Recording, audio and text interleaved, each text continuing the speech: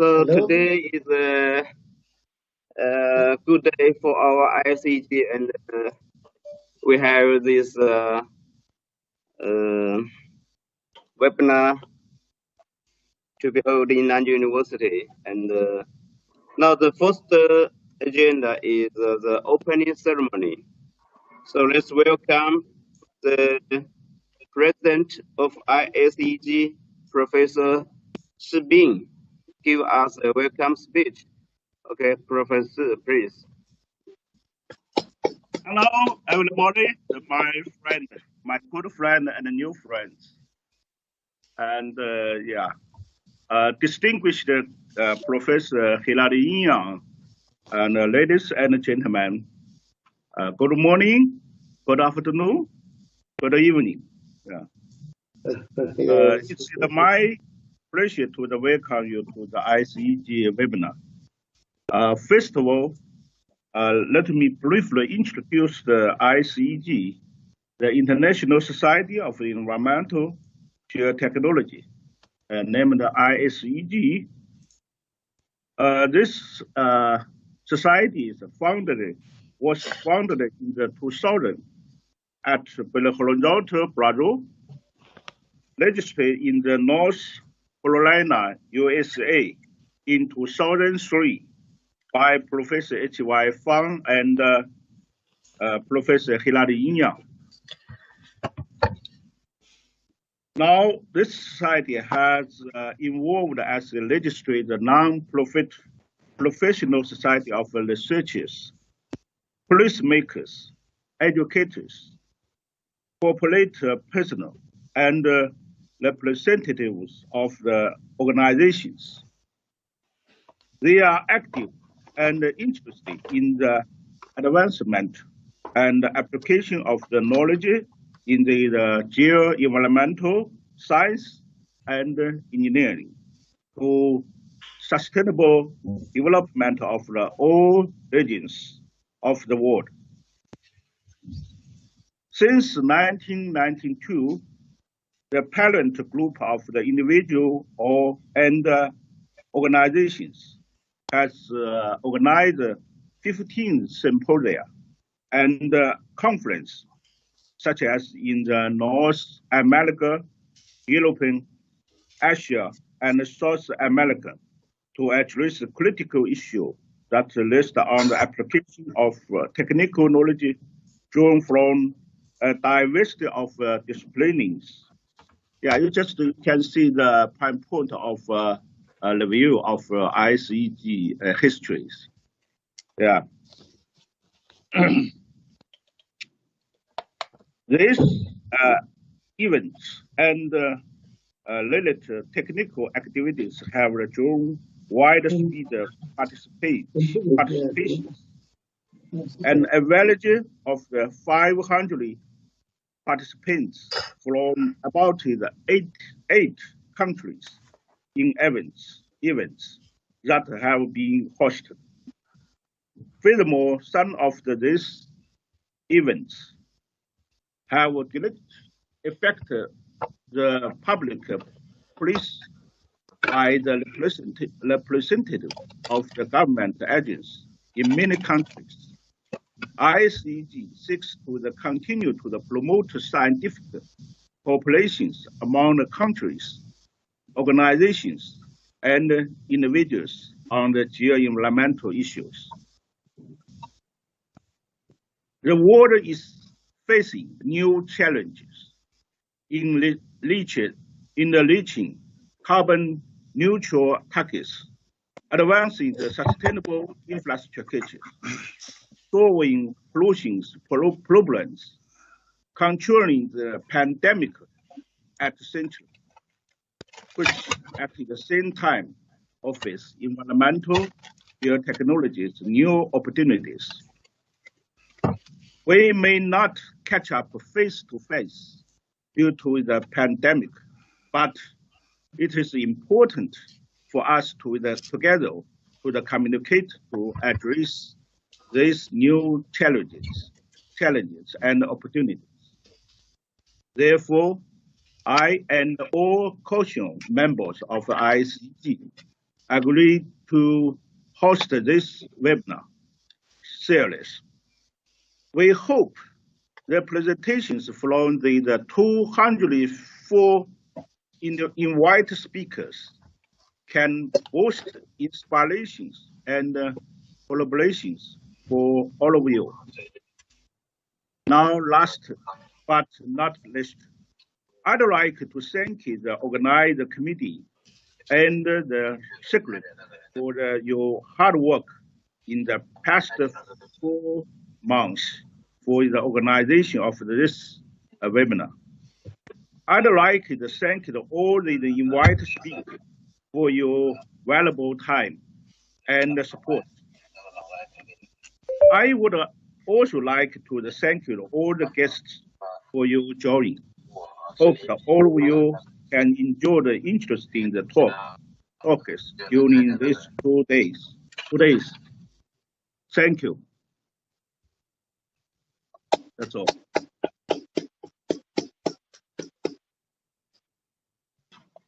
Okay, thank you very much, Professor, for your welcome speech. Now we still have a little time for our first speaker.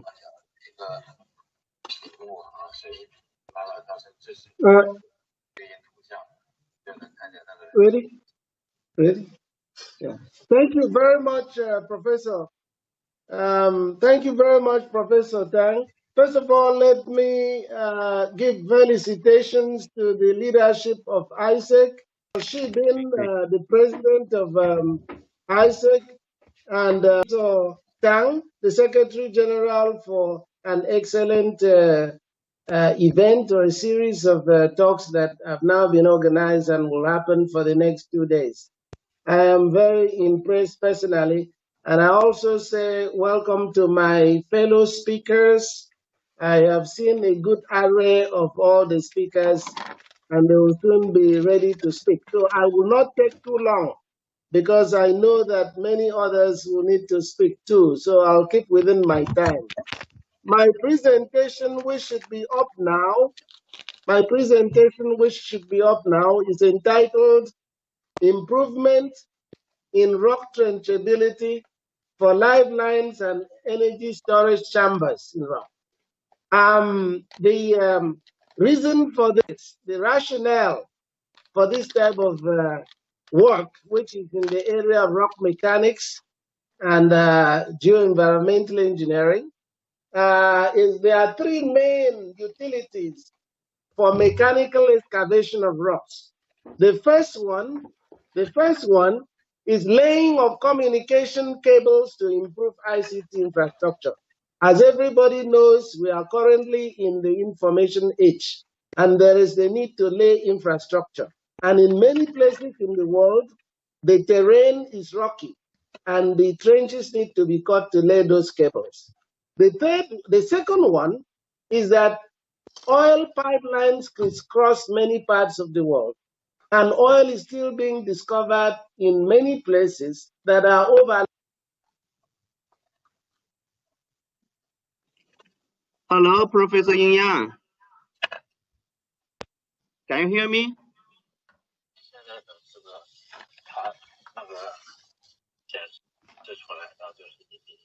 Professor Yin Yang. Can you hear me?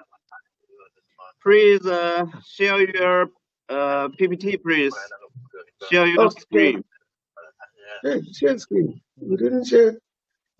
Okay. Can you see the screen now? Can you see the screen? No, I cannot see the screen. My goodness. What is them? We have shared it here. Let's see. Share the screen. Please. Yes. Share this stuff. Huh? We have shared the screen, but apparently it's not showing there. We have shared the screen. Is it showing now? But we cannot see the screen, your screen. Can you try again? Maybe, yeah, we'll try it again.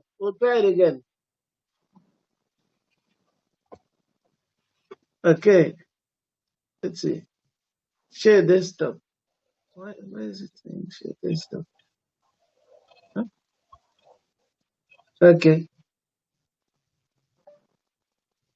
So you have to, this is, if we send it to you, can you show from there? Apparently, it's not showing from here.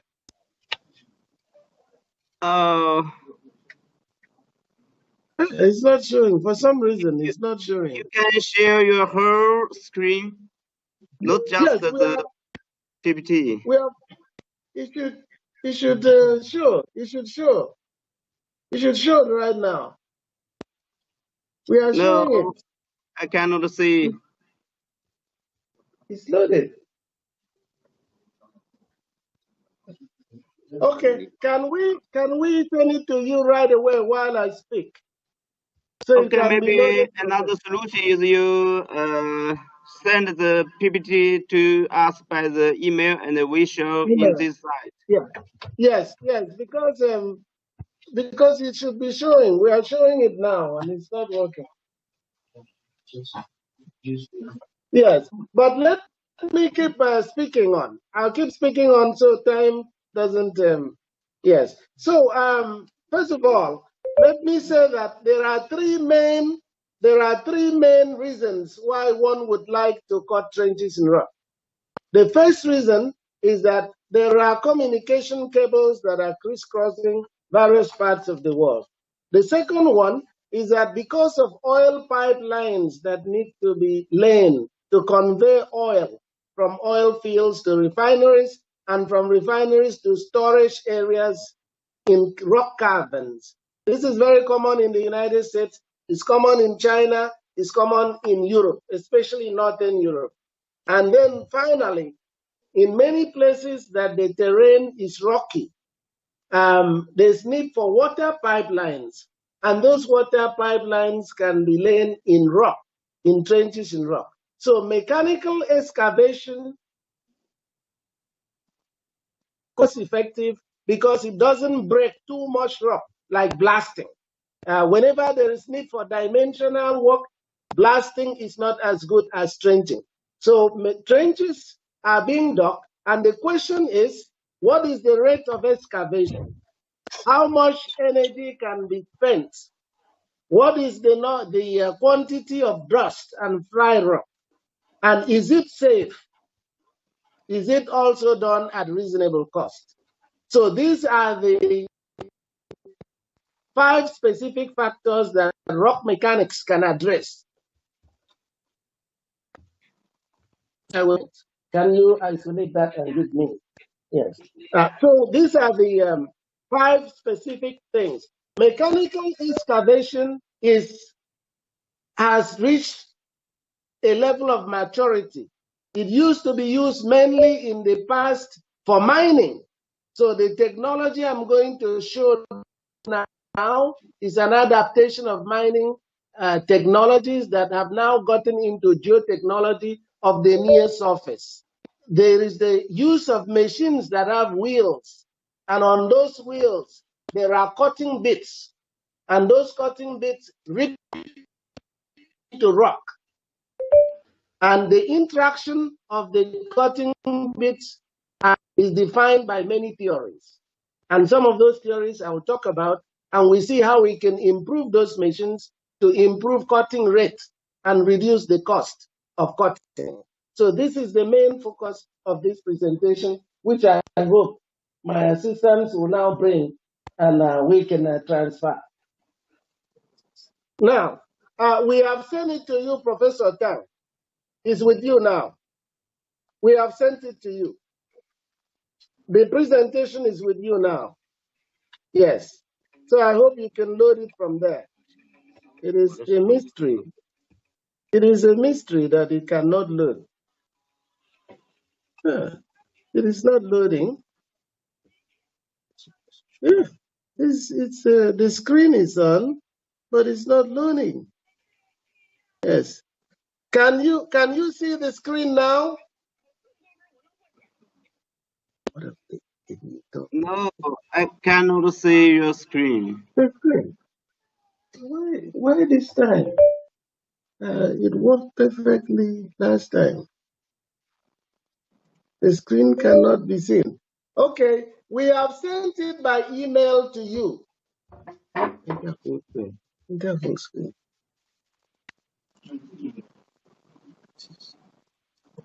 Yes. Do you now have the screen? 大家现在能看到我的共享了。Do you see the screen now? Oh, yeah, good. 共享的。 Oh, you found the screen now. Okay. Is it from my side or from your side? From my side. From your side, please. We will move very fast because we've already lost some time.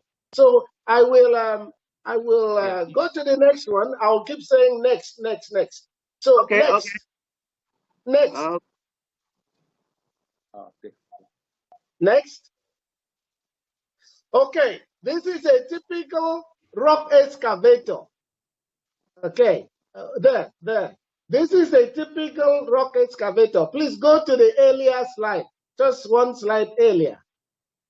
Go to the earlier slide. Yes. This is why you should always give page numbers to the slide. The machine. Yes, this one. Right. Yes, there.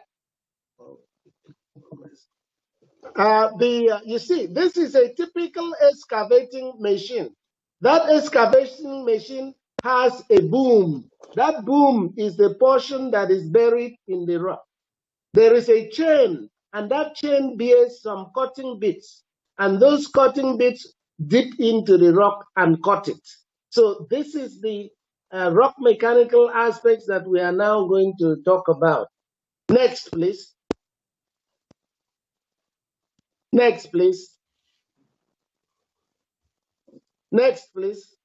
Okay, so our interest is that if you look at this free body diagram, this is a representation of the boom of that machine. There are cutting bits on the chain, and the cutting bits on the chain extend and then run around on the chain and rip into rock, and then will dislodge fragments from the rock.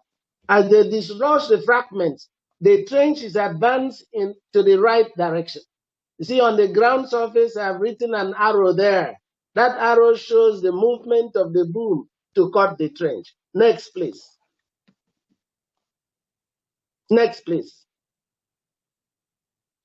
Next, please. Okay, next, please. Okay, so geomechanics of rock cutting, which is section B. So we are now going to look at the geomechanics of rock cutting. Now, if you look at one of those bits that I showed earlier, that bit, I have now drawn the free body diagram of it. The free body diagram is a representation of the orientation of the cutting bit with respect to the rock material. I have shown that this cutting bit has to penetrate the rock and then remove a fragment that is approximately from the shaded area. So the fragment would come from the shaded area. If we look at the boom of this machine, that is the arm that was extended into the rock. On that chain, there would be cutting bits that look like what I have just shown. Now, the spacing of those cutting bits, those cones, is very important with respect to cutting efficiency. And in cutting, there is the parameter we call the specific energy. That is the amount of energy that is expended to remove a unit volume of rock. Our interest is to reduce the specific energy in cutting, because the specific energy can be a very good measure of the efficiency of cutting. Now, the arrangement of those cutting bits on the boom are very significant. There is an optimum spacing of those cutting bits, and that is the second, if you start counting from the left. The second spacing that you see there demarked by W. It is demarked by W. It corresponds to the minimum specific energy. So in rock bit interaction, Rock-bit geomechanical interaction. It is very important to optimize the spacing of the cutting bits. Next. Next. Next. Next. It is tough. Next, please. Okay. Now, another parameter that is very important with respect to rock cutting, another parameter that is very important with respect to rock cutting is the existence of cracks. When cracks exist in the rock, it means that large fragments can be reduced, can be removed. The removal of large fragments results in low specific energy. So in 1990, I developed this theoretical, or what I would call phenomenological pattern that shows what typically happens when we have that rock bit penetrate the rock. There were many other theories before my own. For example, in 1957, Fayhurst and Lackaben, they were at the University of Minneapolis, University of Minnesota in Minneapolis, St. Paul. They were very deep in mining. So you see their theory, top right, when a tool cuts rock and how the fractures will radiate. And then Hartmann in 1959 also had his own. You see that the cutting bit does not touch the cutting surface. As a result, there's reduction in friction. Then the one at the bottom to the right was made by Whittaker and Shulsky. They were very, very excellent researchers in rock mechanics. You see, in their own case, the implication is that cracking, a crack that radiates at the tip of the tool, creates a chip by that crack running to the surface of cut. And then there were others like Coates in 1981, Coates that you see there in the middle to the left.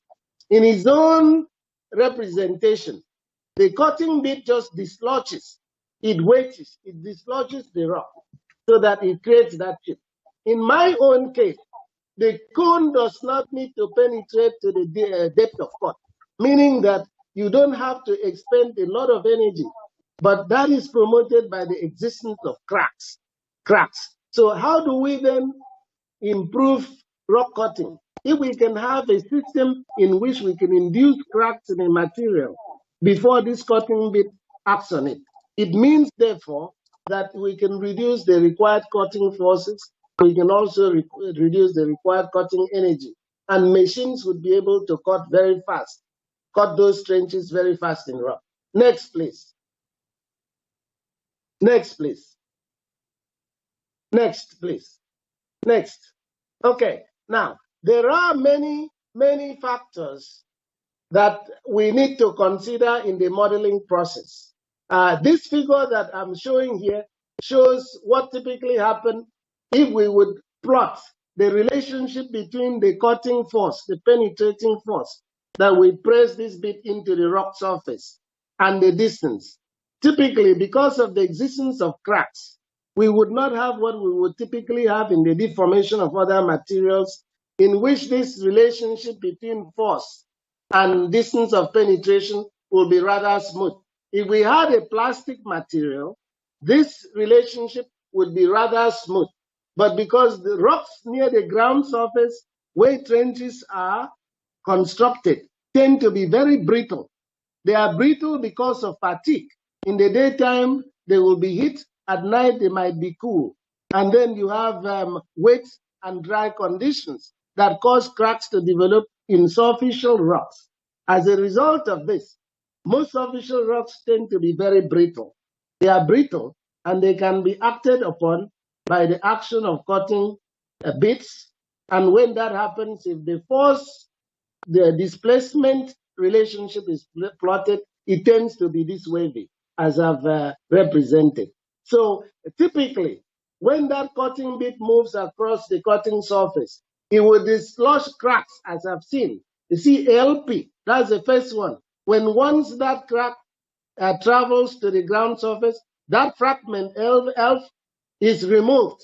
the next one, the bit re-engages with the rock and creates another fracture, and so forth until several fractures are removed.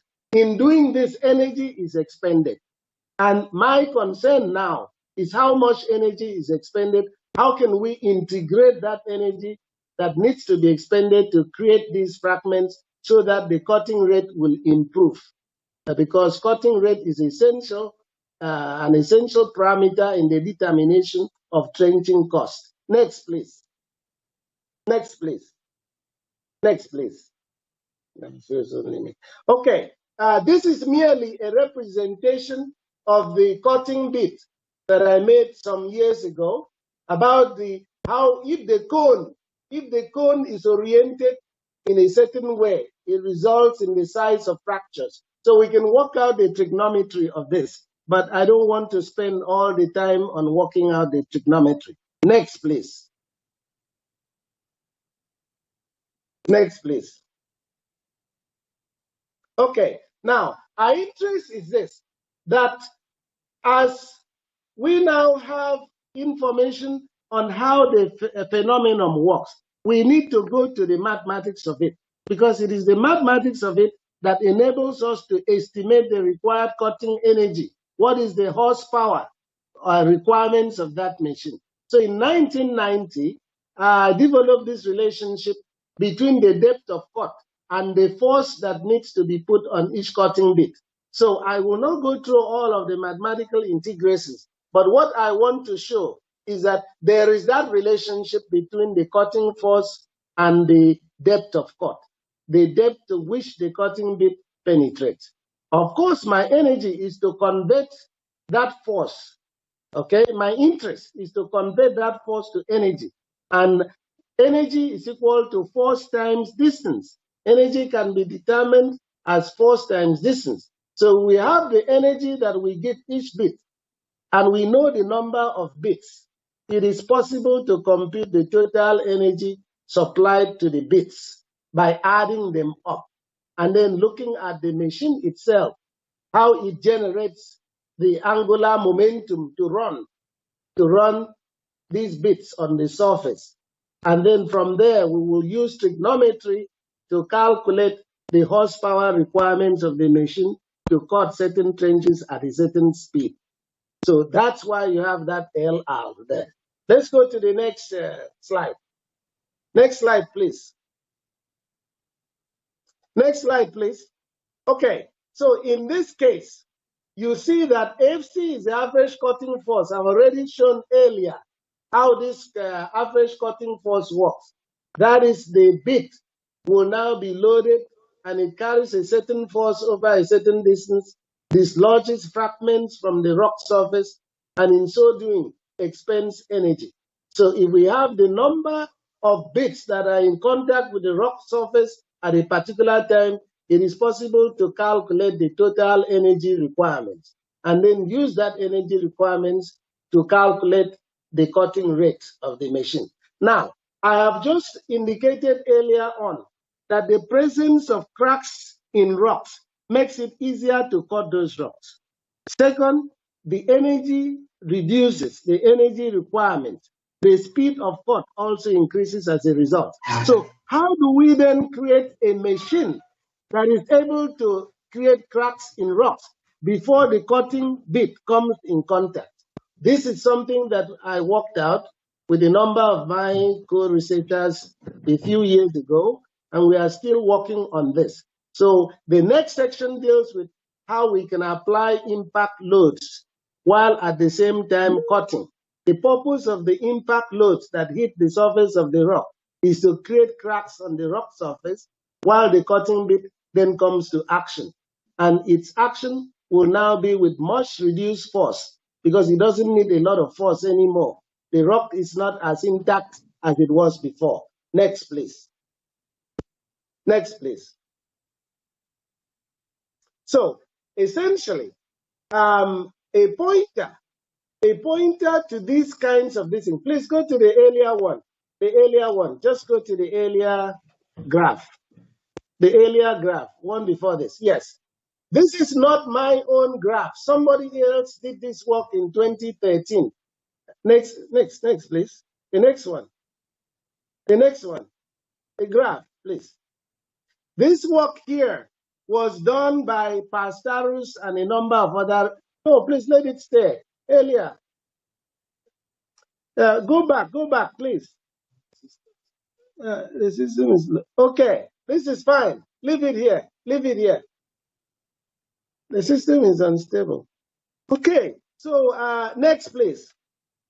Next, please. We'll go back to using. Okay. You see here, there is a point load index and fracture spacing.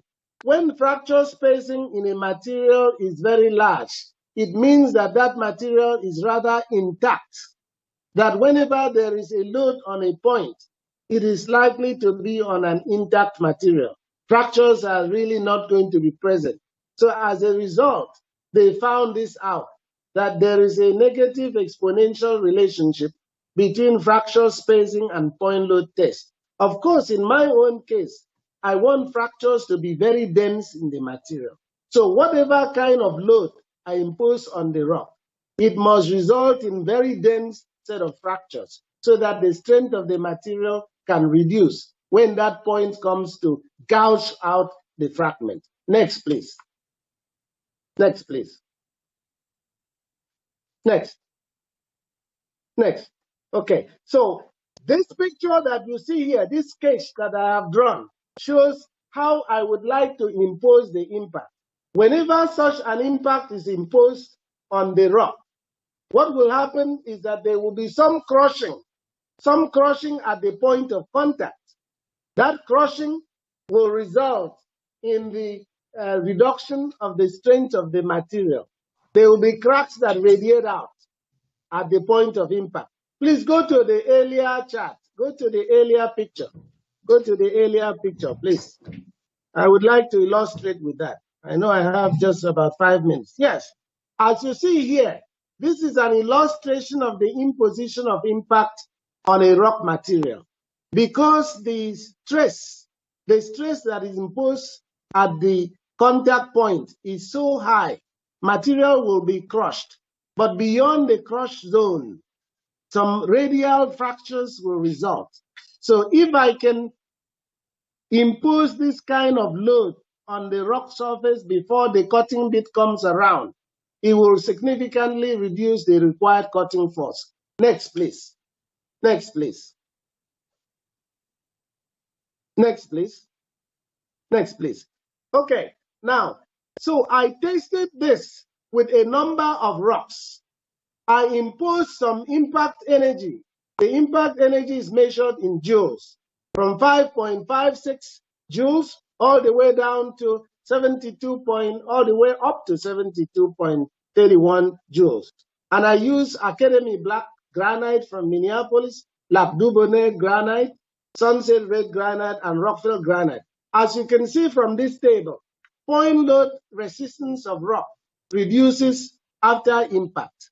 And it is most likely that the most effective impact is at 38.93 joules, where we can experience a very sharp reduction in the point load resistance. Go down, please.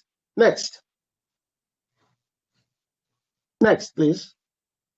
Okay, and I also confirmed this through the use of sonic wave velocity. Because if you then measure the sonic wave velocity through the impacted area, there will be changes in that velocity as a result of the imposition of impact loads, as a result of cracks. So the decrease in sonic wave velocity was measured, and it was confirmed that in this, some cracks have resulted from that impact. Next, please. Next, please. Next, please. I'll take just 6 more minutes. Next, please. Okay, next, please. So we would like to look at how we can then introduce impact into mechanical excavators. My idea is this. If you look at an ordinary boom of a mechanical excavator, it is shown on the left. You see that that boom is shown on the left, and it would still rip rock. That is the normal one we have today. Currently, we have the one on the left that is demarked by A. The one on the B is my design, that we would have some impactors hit at particular points on the boom. They would hit. Those are hammers that you see there. The hammers are designated with 1, 2, 3, 4, 5. Those hammers would be hydrologically operated or pneumatically operated. That is, pneumatical operation is with air, hydraulic operation is with oil, hydraulics. Now, so the hammer would hit at that point, and that point would deflect.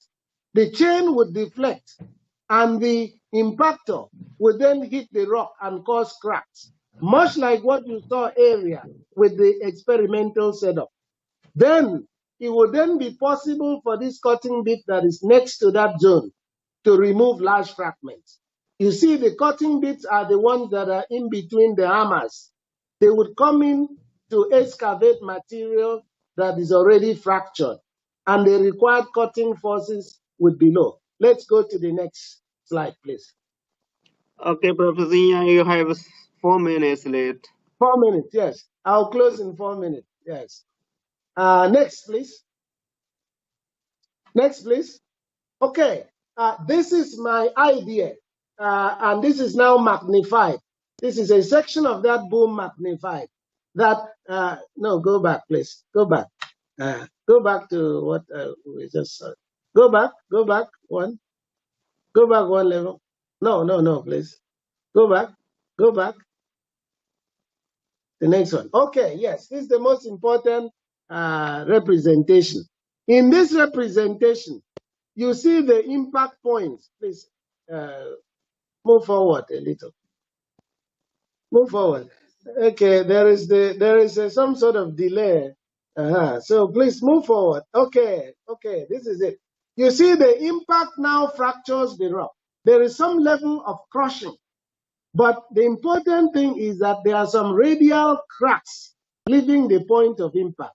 Those radial cracks would be responsible for the drag bit that comes around dislodging larger fragments. This is precisely how machines should now operate those trenchers, so that they will reduce the cutting forces and then cut trenches faster. Now, this is a very big industry, because imagine pipelines crisscrossing Europe, imagine pipelines crisscrossing Africa, imagine pipelines crisscrossing Asia. So the significance of this is very large. They need to reduce cutting forces in machines so that machines can cut very fast. Because at times, these trenches can run for hundreds of miles to convey pipes, communication cables, and so forth. So 2 more minutes. I'll go to the summary, please. Go all the way to the summary. The final page. Go all the way to the final page. Yes. Now there are ways of arranging these booms and simulating experiments and so forth. So I think what should get out of this as a progression from this kind of research, those who would like to investigate this more, because I believe this has commercial value. Development and refinement of rock failure methods under high velocity impact, because that is dynamic fractures. It is much the same as when some sort of projectile hits some sort of brittle surface, the nature of deformation. Indexing of fractured zone size resulting at various energy levels. At some energy levels, cracking is accompanied by a lot of crushing, and the expenditure of energy in those modes of deformation are essentially different. Crushing takes a lot of energy. So certain types of materials will crush easier than others. Additional verification of reduction in drag bit cutting forces by induced pre-fracturing of rock. Development of a pneumatic cylinder system for loading and withdrawing of impactors on the rock surfaces. That's a mechanical engineering kind of thing. It's not really geomechanics. So in that case, the geomechanics researchers would need to work with mechanical engineers. The next one is development of synchronization technology for actions of both the impact bits and drag bits, because they have to hit and withdraw in the matter of seconds, so that the cutting bit can now come and impose its cutting action on the rock surface. Then development, finally, of quantitative tools, including models that combine machine and rock mass characteristics for pre-fracturing trenches that can be used in estimating rock trenching rate, energy requirements, and costs. I thank you very much for the opportunity, and I apologize for our inability to project this directly from here. So we will look for ways of doing that. Perhaps a return to Zoom will do. Thank you very much for your attention. I know that many people are listening from many places. I hope that the diagrams and the recitation were very clear. Thank you very much. Okay, thank you. Thank you very much, Professor Ying. Thank you for your excellent presentation. Because of the time limitation, I'm sorry we have no time for question. Yes. No problem. Okay, now let's. Good morning, Professor Yang. Very nice presentation. So, thank you. Thank you. Professor Tang, it's okay? Should I start or just wait for? Face to face.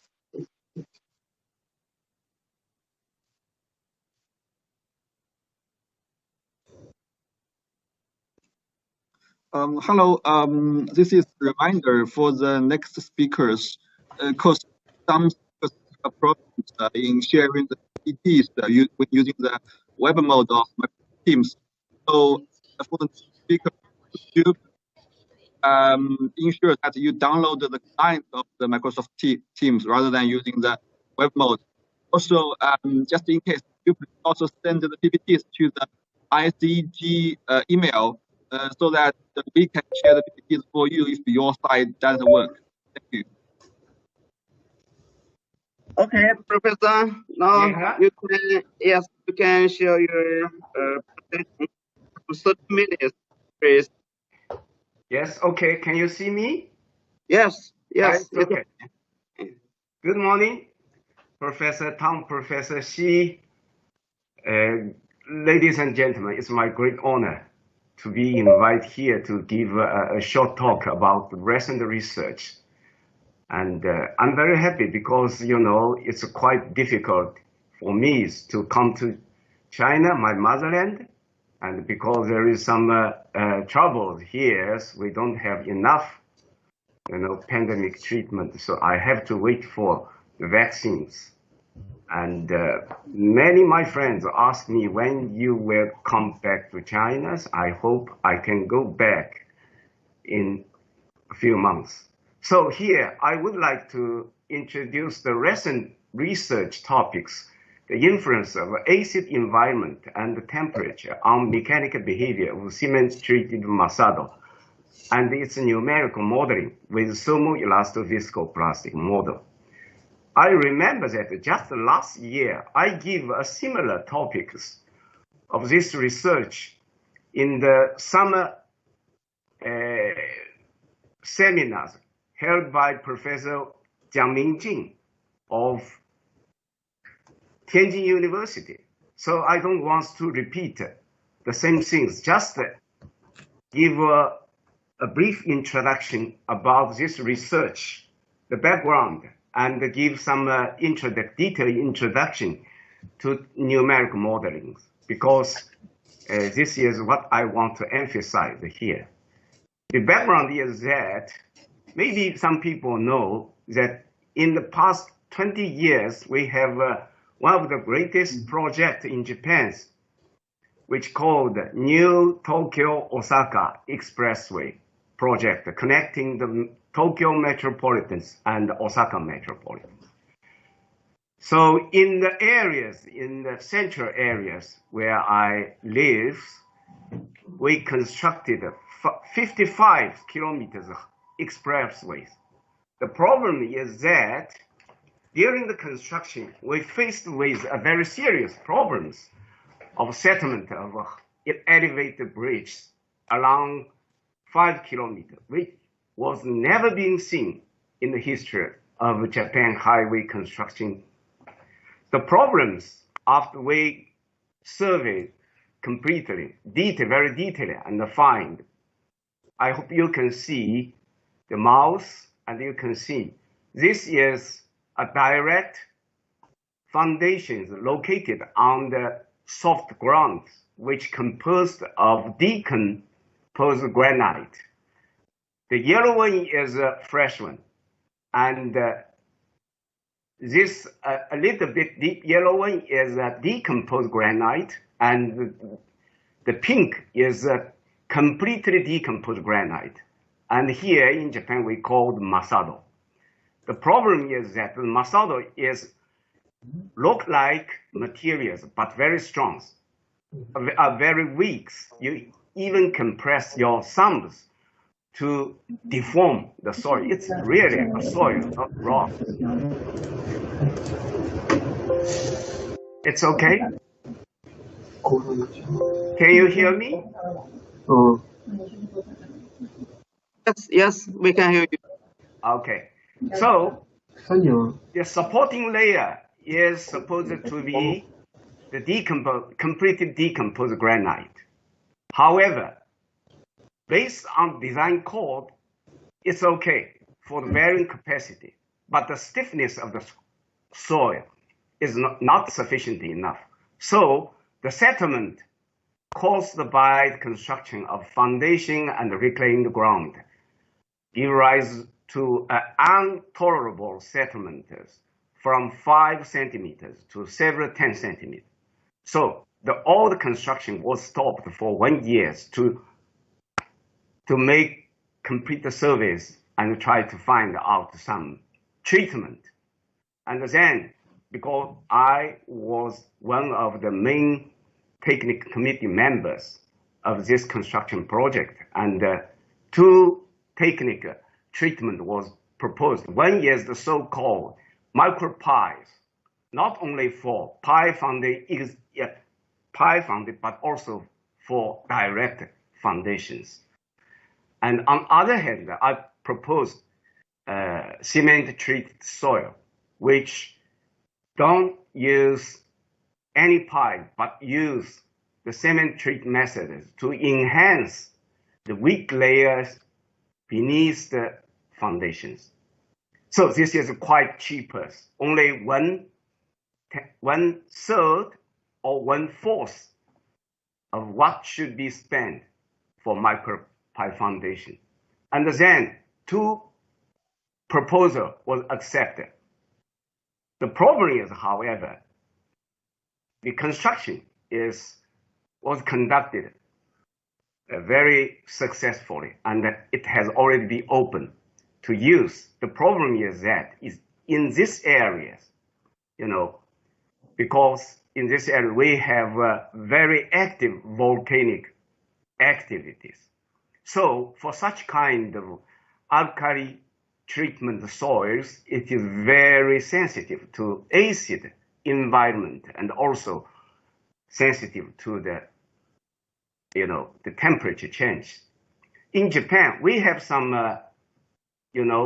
application case of cement treated soils in the reinforcement of soft ground for temporary structure, but not for permanent structure. However, this time we have to choose this one for permanent structure. So long-term stability of such kind of treatment should be discussed in detail.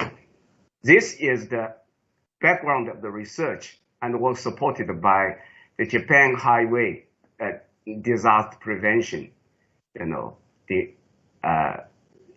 fundings in the 3 years. So in this case, I would like to show you some research process and the research result, and I hope you can take some time to listen to me.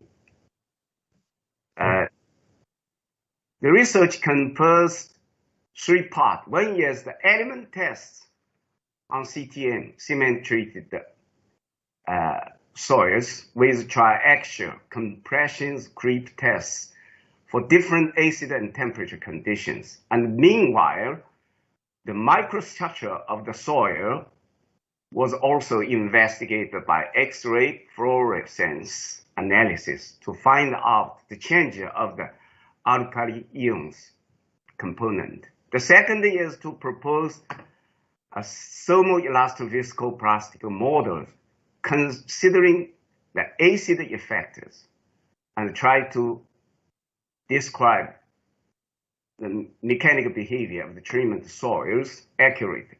The third one is that to verify the proposed modified model, both in the element simulations and FEM analysis. Maybe the audience will be astonished why you should use the finite element analysis to verify the model, because in this case, the element test we conducted is actually not a strict element test. So this is the grain size distribution curve of the Masado. We call the complete decomposed granite as Masado. It is a standard Japanese language. And we also use the cement treated Masados with 5% of cement, because later I will show you the content of the cement will greatly change the mechanical behavior of treated soils. And we find 5% is most suitable to practical real construction site. And also we're using some curing, air curings and water curings with different acid and temperature conditions. And soaking curing, we also carry out soaking curings with different environment as pH values 4, 5, 7 in the constant temperatures 20, 50 degrees, and for 1 week and for 3 weeks. And before we conduct some accurate triaxial compression and creep tests, we at first conduct some uniaxial compression tests to mask which percentage of the cement is the best suited for the field observations. And you can see we conducted a lot of uniaxial compression tests to find a very, nice result, though with some discrepancies, but for uniaxial compression test, the result strength is quite scattering, but you can see we at least conduct 3 to verify the uniformity of the specimens with different temperatures and different curing times. And this is the PC controlled thermal triaxial test device at NIT, and this is totally computed, compute controlled. We can conduct it with different stress paths. And also we have to consider a sealing technique that the samples, the cemetery sample, is very sensitive to water conditions. So during triaxial tests, we have to seal the samples from the waters. So we use the unsaturated techniques, for unsaturated soils, to using double cell systems that you can see the cell pressures and the back pressures is totally the same. And during the deformations, the water can flow through the porous metal planes to accurately evaluate the volumetric strain, which is very important for us to modeling the mechanical behavior of the soils. And you can see this is a compression test. Many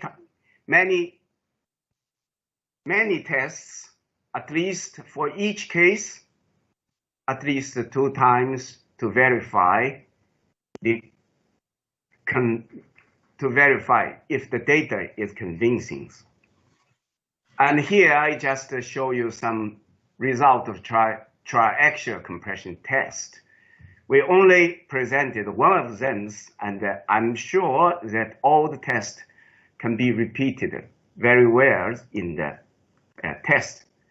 It's very interesting that you can see that one of the main purpose for us is to understand the acid conditions and the temperature conditions play what kind of influence on the mechanical behaviors. And you can see for the pH value with 4, the red is quite low and with lower dilatancy. But for pH 7, the complete neutral conditions with very high shear stress strength. So it's quite good for different confining pressures, different temperature, and all show the same tendency. So first, we get the mechanical behaviors on the hypothesis that the test is on the element conditions. And this is just, because we want to model the behavior. So we have to understand the critical stress ratio, shear stress ratio at the critical state. The constitutive model is based on the critical state concept.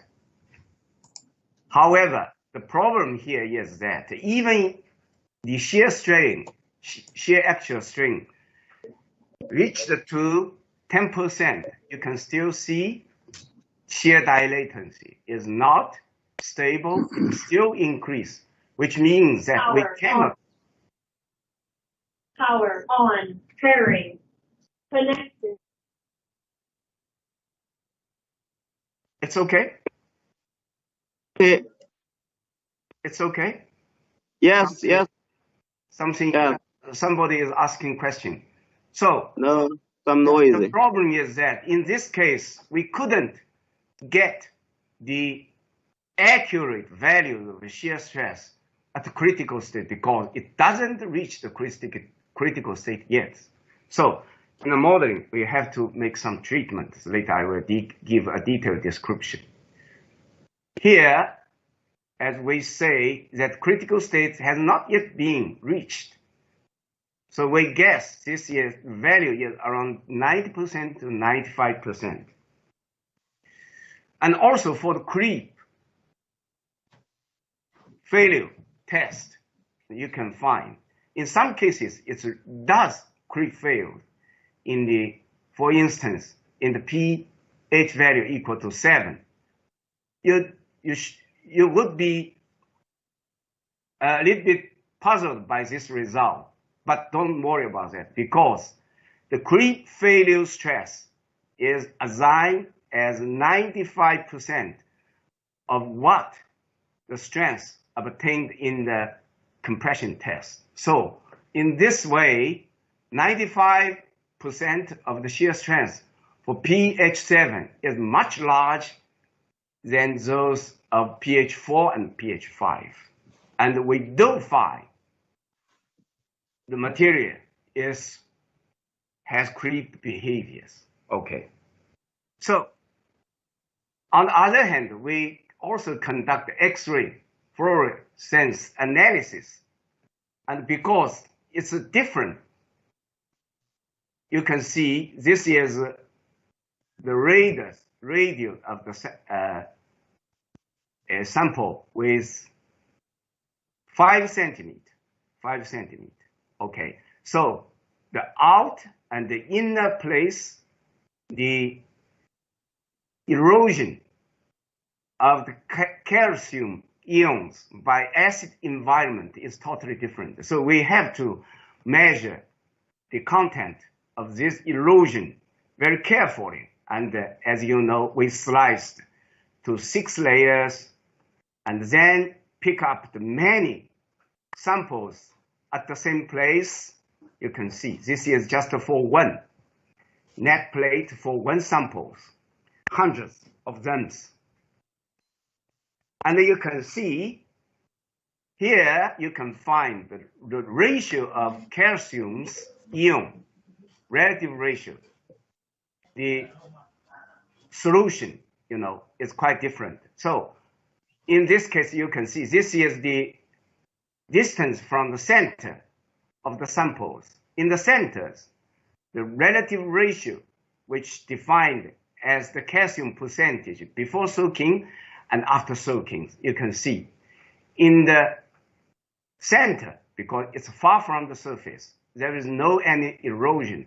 However, in the surface, the erosion is quite serious. Or you can see decrease to almost 30%, 70% lost. So you can see the sample is no longer, accuracy is no longer an element. It is a boundary value problem. And then we can see some, calcium ions distributions with regression analysis. And you can see they are all linear distributed with the distance. So it's quite easy for us to do some regression analysis. And then you can see the proposal of constitutive model comes here, a serious question, because this is a so-called superloading and subloading constitutive model, the concept firstly proposed by Professor Hashingchi and Professor Asaoka, and also the transformed stress tensors called TIJ stress to consider the intermediate stress difference. So this is a stress latency relation with TIJ stress space. So it's a quite matured constitutive model. However, in this case, the shear stress ratio at critical state is no longer a constant value. It depends on the acid constitutions, the temperatures, and also the confining stress. So that's why we have to remove this constitutive model again. So you can see some modification of the constitutive model. First of all, we have to propose the capital mu should be formulated as a function of the relative, solution and the stress, the temperature, okay. And you can see this is one result between the capital mu C and the temperature and the different confining stress. For different confining stress, the blue and the red are different. So we still have to move ahead. So you can find the regression via relation, strong relation can be obtained. And finally, we get a very nice regression analysis result with a linear, almost linear relations between the capital mu, the ratio of relative ratio of CA, the temperatures, and the initial confining stress. So by these definitions, we can find, though the material parameters change from 1 to 4, alpha, beta, gamma, and theta, but all these ones are uniquely defined irrespective what kind of, the solutions, the temperatures, and the initial confining stress. So you can see, this is the constitutive model. They use 10, before they use the 10 parameters, which the first 5 are totally the same as those in chemical models. And there are 5 parameters to describe the shape of the yielding functions, the decaying of the consolidations, and over structures. However, for the capital mu, we have to divide it to 4. All these 4 parameters can be determined easily with definite materials. So in this case, all these parameters are independent of the state premise, different conditions. And then you can see this is the performance of the constitutive model. So here we find that the capital mu C should be estimated by 90% of the values at the shear stress ratio at the axial strength equal to 10%, but still not reached to a critical state. So by this treatment, we can see the simulation is quite good, can describe very nicely, quantitatively, with the behavior of the soils. And also some creep behaviors. Here I should emphasize that all parameters used, all these tests are just use one set of the constitutive model. So we can say it's a really material parameters, not a fitting parameter. Then the problem is that I have to emphasize here is that because you see the erosion of the soil, the calcium ion is dependent on the distance from the surface of the solutions. So this is actually is a not uniform distributed, element behaviors. It's a boundary value problem. Then the question is that the constitutive model proposed here is still valid for such kind of non-element behaviors. In other words, the inference of these non-element behaviors reach to what kind of content should be neglected or cannot be neglected. So then we conduct the finite element analysis, taking this so-called element test as a boundary value problems, and just put into all the constitutive material parameters to one set, and take this one as a boundary value problem, and solve it, and to find out if... Okay, Professor Zhang, you have 2 minutes. Yes, this is the last slide. Don't worry about it. Yeah. And you can see it does affect sometimes. In some cases, you can see the dashed red line represents the 3D simulations.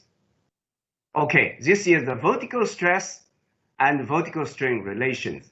It's obtained by average of all the elements. You can see it looks like similar, but sometimes have 0% to 10% of the errors, and sometimes it is different. You can see that one element simulation represents the constitutive model's predictions, right? So in this case, you can find the softening behavior is not in the same order, which is totally contribute to the string localizations in the calculations.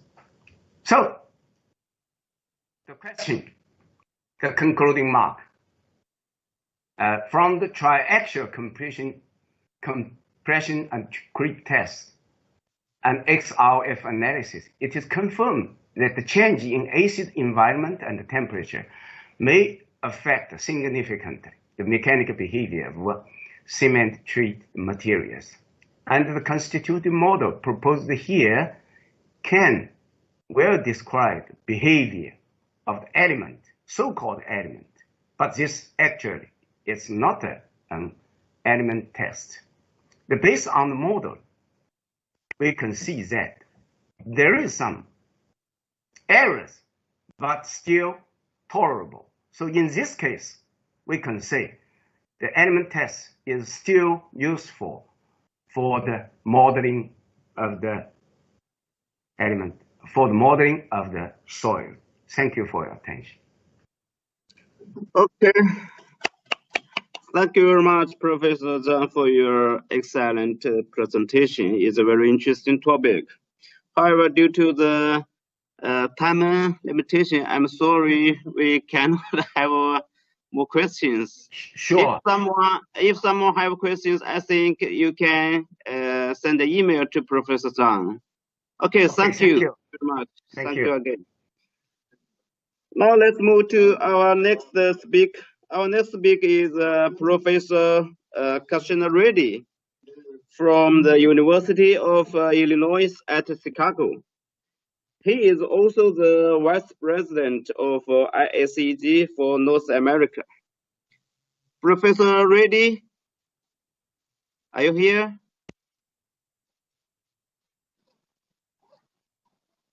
Yes, Professor Reddy.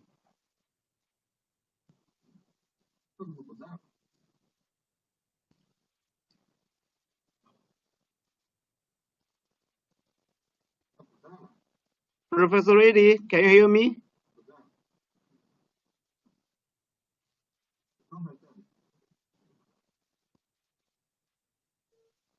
Okay.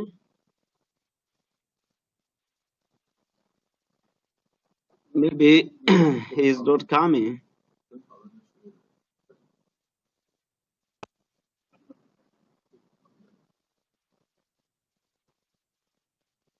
Professor Reddy, are you here?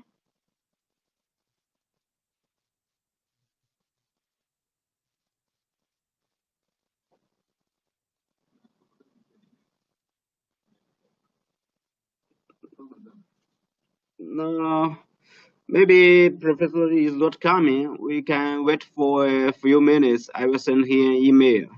Okay, thank you for your patience. Hello, this is Nazlı Yeseler. I've been seeing his name on the list. Maybe he's having problems with connections. His name kept going on and off, so I'm not sure. He might be having problems with perhaps the system or something like that. Yes, we also see his name a few minutes ago.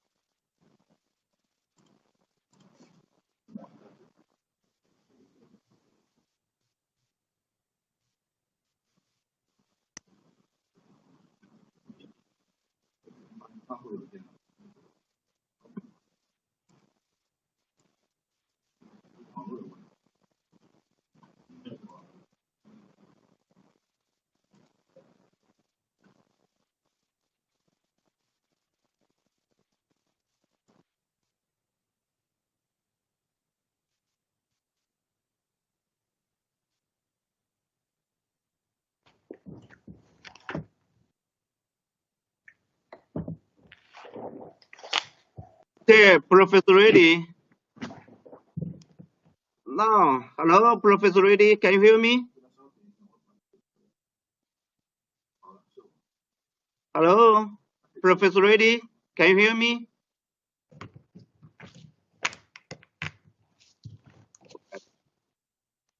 Hello, Professor Reddy. Can you hear me? Hello? Yeah. Professor Reddy, now is your turn to give us a presentation. Could you please share your screen?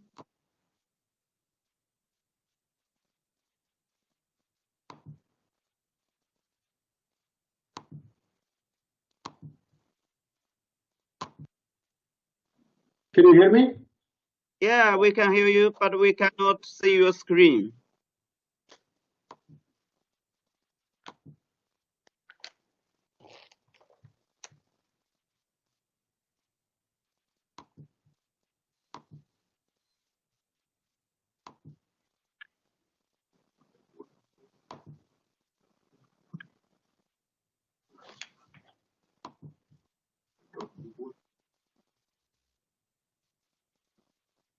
could you share your screen, please?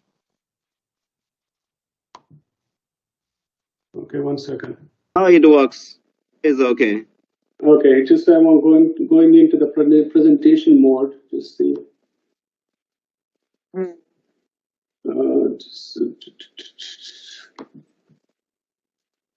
Okay, just let me know if it is working or not. Okay. It's okay. It's okay? Yes, it's okay. All right. Thank you very much. Sorry for that trouble. We got used to working with Zoom, so I had to change the computer for this one. Can you hear me properly? Yes, it's very good. Okay, all right. So today I'm going to talk about innovative biogeochemical cover system for zero emissions at landfills. First of all, I want to thank Professor Shi and Professor Tang for initiating and organizing these webinars. And I want to thank you all for finding time to attend this webinar. And before I get started, this work, the presentation I'm giving, this research is done by graduate students. I want to thank them. And the research is funded by U.S. National Science Foundation and our industrial partner. So before I get started, I want to just give you a brief overview to what kind of research that I do. I work in 2 labs, Sustainable Engineering Research Lab and also Geotechnical and Geoenvironmental Engineering Lab. So I do a lot of research on environmental remediation of soil, sediments, groundwater, and stormwater, mainly dealing with in-situ technologies for mixed and emerging contaminants, heterogeneous and low permeable subsurface environments. I worked with a lot of different technologies to match with the subsurface geologic conditions, geological conditions, and contamination conditions, and integrating the technologies. And then recently I've been working more on green and sustainable and resilient remediation technologies. I also work on waste management and landfill engineering, beneficial use of waste, biodegradation, mechanical stability. Recently, I've been working on sustainable systems, landfill liners, cover systems, biocovers, bioreactor landfills, and so forth. And then I also work on life cycle assessment and sustainable and resilient engineering. My work is mostly on developing analytics, quantifying the sustainability and resiliency. Once you have that kind of framework that can be applied to evaluate different materials, infrastructure systems, waste management systems. I worked mostly on environmental remediation systems too. So that has been my area of interest. And my core background is geotechnical engineering. I work on all aspects of geotechnical engineering too. But a lot of my research is in geoenvironmental engineering and sustainable engineering. That's what is covered in the first 2 and the third one.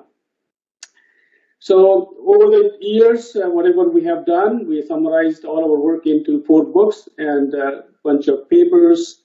And anybody who's interested can look at my website, get all the information about our work.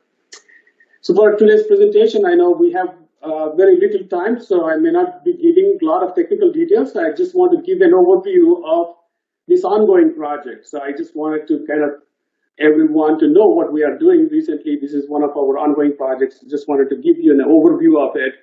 And if anybody is interested in a lot of technical details, I can provide them later. So first I want to briefly outline the research problem and explain this new biogeochemical cover system that we have been working on and show you some of our research methodology and results and make closing comments. So this research is all about waste management. As every one of you know, solid waste management is a big issue everywhere, all around the world, all parts of the world. This solid waste is increasing every year. We generate a lot of waste every year, as you see from this one. And looking into the future, we are going to be generating large amount of waste. Looking at this one, 3.4 billion tons per year. So imagine that. It's going to be a huge problem going into the future, and we really need some solutions. Currently, what we are doing is kind of sad. For example, look at the open dump. This is all blue. So of course, in the US, we don't have open dumps. So South Asia has 75%, the Middle East, Europe, Europe has a very little. Africa, you see this, Latin America. So there's a lot of open dumping still taking place, which should not be allowed these days, right? And then other one is the landfilling. You see the red one. So that's all landfilling here. In the US, we do 54% landfilling, in Asia and in Latin America and East Asia. So you can see this open dumping and landfilling, are the major ways to manage the solid waste right now, right? But this problem needs to be realized in a broader way. We need to look at the integrated waste management, where we collect and sort, do the material recycling, we do biological treatment, thermal treatment, and landfilling. So we really need to integrate all of these to address these waste management issues. So no one thing can really take care of our waste management problems. So we need to combine all of these things depending upon the sustainability considerations. So the one which I am working on these days is the landfills. Landfills are going to be an integral part of any waste management strategy. And design of landfill engineering is well established. In the US, we have been designing these landfills for over 30 years, and they're all working very good. So we have a baseliner, sideliner, leachate collection system. We fill in the waste and we put the final cover. So the design methodologies for all these landfill components is very well established. So generally, I use my book has 4 parts, and third part is on landfills and impoundments. And that part has these different chapters that deal with the landfills. And I like these chapters, the sequence of chapters, because that's how one has to consider and design. And in fact, all these chapters are syllabus, form the syllabus for my course on design of landfills and impoundments. So even though we are doing well in terms of the landfill design and construction, monitoring, and all those things, we have one problem. The problem is the fugitive emissions. All the landfills have gas collection system. So you have an extraction well and you extract the gases. But remember, all the extraction wells have a definitive radius of influence. And a lot of times these landfill gas extraction wells are not spaced closely enough to extract all the gas from the landfill. So any area that is not outside the radius of influence, that tends to come to the cover, and from the cover it tries to escape. That's the problem. So these fugitive emission gases, or in general, these landfills are considered third largest source of methane emissions in the US. You have CO2, you have H2S, you have non-methane organic compounds that could be air pollutants, and also have a greenhouse gas potential. So think about in the US, we have engineered landfills, we still have this fugitive emissions problem. You think about the situation where you have dump sites and where you don't have engineered landfills, so this problem is going to be much severe. So what we came up recently is a cover called Biogeochemical cover system. In this one, basically we have you have a waste at the bottom. On the top of the waste, this is the final cover. And we have a layer of biochar amended soil, and we have a layer of seal slag, and then layer of cover soil. So that's what we are basically considering as a biogeochemical cover system. So what is happening in biochar amended soil is, because of the methanotrophs, you have methane is oxidizing into carbon dioxide. So that carbon dioxide tries to come to the slag layer, and then you have H2S from the degraded waste, and the CO2 from the degraded waste comes to the slag layer. And in the slag layer, this CO2 and H2S get sequestered as shown by these equations. So what is biochar amended soil? A lot of you in China know what is biochar is, and other parts of the world are catching up. Basically, you take any organic mass and do the pyrolysis, and you get a bio-oil or gaseous fuel. So that's biofuel, you get it, and then you get a biochar. Biochar is considered as a waste product. And you can get this one depending upon the feedstock, depending upon the pyrolysis conditions. So you can get different types of biochars, as I'm showing an example.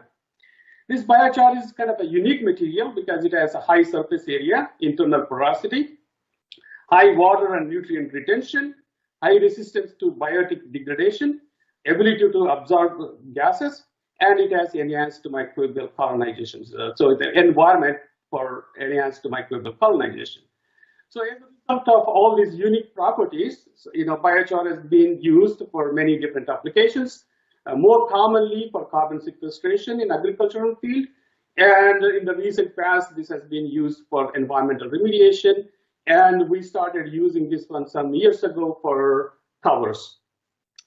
Now, I want to mention that all biochars are not the same. One thing that you have to really worry about these biochars is the contamination levels. So you have to look at, what is the amount of PAHs that you have, what is the amount of metals that you have. Some of these biochars have high amounts of PAHs and metals, even in the leachable form, and you cannot really use for any engineering applications where you could have a threat of environmental pollution spreading.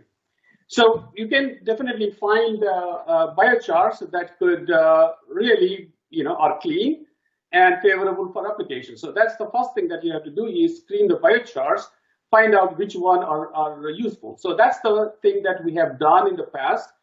And if you found that kind of a biochar, you can evaluate, what is the benefit of adding it to the soil to enhance the methane oxidation. So soil, there could be some methane oxidation by the soil with the methanotropes that are present, but the activity is generally less. But if you add biochar, you're going to increase this methanotrophic activity, and you're going to increase the methane oxidation. So to evaluate how much benefit we are going to get by biochar amendment, we did batch tests, we did column tests. So just to give you a glimpse of what these results look like. So you can see here, what I'm showing is with time, how much is the methane oxidation is happening. So this dark circle is the soil, that's like a baseline. If you add 2% biochar, you can see for a while, you don't see that much difference because that's the acclimation time for methanotropes. After that, you can see, things take off with the biochar amendment. So 2% biochar here, and you can see other one is the 10% biochar. If you don't want to have this lag time, you could basically activate right in the beginning the biochar, and you will avoid that activation. Actually, you can get much more methane oxidation starting right off, as soon as you install. So this shows that biochar, as compared to the soil alone, can have a significant enhanced methane oxidation. So then, the batch tests are not going to represent the field conditions, so you really have to do the column experiments. We did almost near field scale column experiments. It's a large scale column experiments. So just I want to show you quick, typical results. So in case of soil, you see these methane profiles are, concentrations are high. They don't they remain unchanged. But if you look at, let's say 10% biochar, you can see the concentrations are low, and then basically this shows that there's a lot of methane oxidation that is happening. The concentrations are, reducing as a result of that. So there's a lot of data on this one. I'm not going to, explain that one, but we also do the microbial characterization. Just, getting that methane oxidation data is not enough. So we want to know, what microbes are really contributing to this methane oxidation. So we have done, testing under different conditions to evaluate what are the microbial population, basically, methanotropes, how much of them present and what types of methanotropes are present in various conditions. And then with that, we could come up with a good explanation. So after doing the batch tests, large-scale column experiments, next thing you have to do is the field testing. So in case of field testing, we went to the field and we did the different test plots. So you have a standard soil cover here, 2% biochar amended soil cover here.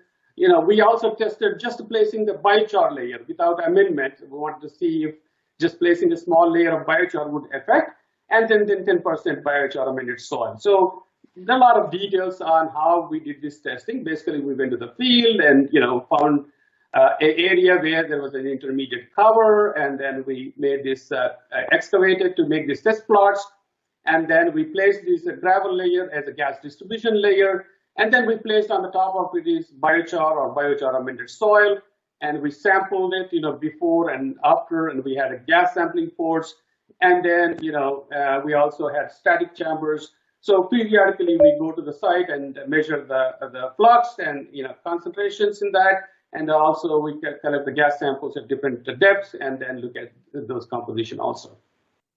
So without going into a lot of details, you can see in case of soil control, you see the concentrations are higher, but in case of this test pads that had biochar, you can see significantly less methane. Obviously, when you are doing out in the field, you need to realize that your influx is not constant, just like what you see in the lab. So you have to consider that variability when you are dealing with field testing. So these are selected publications on biochar amended soil. You can look at it. Now, after the biochar, slag is the important one that is sequestering CO2 and H2S. So we used BOF steel slag because this is available in plenty, and they have a problem of disposing these ones. So these are the finer steel slag materials. They don't have any applications right now. The stockpiles of these ones are lying. They are ready to give it for free. So you should note the properties. You should look at hydraulic conductivity. It's almost typical to like a drainage layer. And the pH is the one thing that is, should be kept in mind. It's very high, and that could affect, that should be considered, because underlying this steel slag layer, you have a, biochar amended soil where biological activity is happening. So you don't want to have the pH conditions, high pH conditions in the slag to be affecting the underlying layer. So other thing that you need to look at, slag in the slag characterization is what are the minerals contributing to the calcium, what are the minerals that are present, contributing to the iron. So characterizing those things right in the beginning can help you assess whether this particular slag is useful or not. So similar to methane, oxidation evaluation, we looked at CO2, H2S sequestration evaluation based on the batch test, based on series of small column tests, and basically we found out that we tested different types of steel BOF slags, different moisture contents, and it does show that the extent of carbon sequestration depends upon the quality of your slag. So, but they all have an extended CO2 sequestration, and also it shows that we need to have at least some minimal moisture content for this mineralization to happen. And we looked at column tests. We could find out how much is uptaken and where do you get the breakthrough, and you can kind of assess the mechanisms, when the minerals are available for providing the calcium. So those kind of things can be analyzed in nicer detail once based on these results. So again, H2S also we did this one column experiments, and shows that the size of the slag can make a lot of difference. So the finer the slag, higher the uptake. So which is kind of a good, because we are actually dealing with a finer slag that needs to be used, because that does not have many resources. So these are all the publications that deal with slag. If you are interested in knowing more technical details, you can find this information. So it's not about just the slag layer. It's not just the biochar amended soil layer, but the combination of those two, what we are interested in biogeochemical cover. So in biochar amended soil, we want to have a biological activity taking place. In slag, we want a chemistry to be taking place. So it's a biogeochemical, reactions that are happening. So to evaluate these combinations, we looked at these 4 different profiles. So first one is just the soil. Second one as a 10% biochar here, and you have a slag. And here 5% activated biochar here, and you have a slag. And the last one, 10% activated biochar. And we looked at here a case where, hey, can we add slag mixed with sand and use it? So that's kind of for a few other reasons, so we tested that one. So with these 4 columns, you can assess again, the gas is input from the bottom, and you are evaluating the gas concentrations along the profile, and you are looking at the effluent concentrations also. So you get like total picture of what's happening to the gas that you have inlet. So we are basically simulating inputting the simulated gas, landfill gas, where we have methane and CO2 and H2S. So these are the results that you get for standard soil cover, and this is the second column where we used the biochar, 10% biochar, and the still slag here. You can see that this blue is the CO2. So you can see CO2 is sequestered quite a bit. There is some release of CH4, but look at this one where we have 5% activated biochar and steel slag. You can see the CH4 is completely oxidized, and CO2 is completely sequestered. So basically, for a long period of time, we don't see any gases coming up. I mean, of course, H2S is also sequestered. So this combination is basically giving us, zero emissions. And where we amended the slag with some sand, that's not as good as, these conditions that we see here. And again, in these conditions also, you need to look at, methanotrophic bacteria in the biochar amended soil, because we are using the slag, and what is the effect of any kind of infiltration from the slag layer into the biochar layer. And we found out that, that does not have much effect. Slag does not have much effect. So I know I don't have much time, so just wanted to give you that glimpse of research that is ongoing. This work is still ongoing, and I will be happy to discuss with anybody that have any questions. So based on the work that we have done so far, we are confident that this new biogeochemical cover system can be effective to mitigate methane, CO2, and H2S, and basically you are achieving zero emissions. And it's a practical, and we also tested under different pH conditions, different moisture conditions, different temperature conditions, so it's resilient to different climatic conditions. And what you are doing is using the waste materials, the biochar and BOF slag, which are they're stockpiled or they need to be disposed. So we're making a good use of the waste materials and conserving the natural resources. And whether it is economical to use or sustainable to use, that really depends upon the location where you want to use and where these materials are available.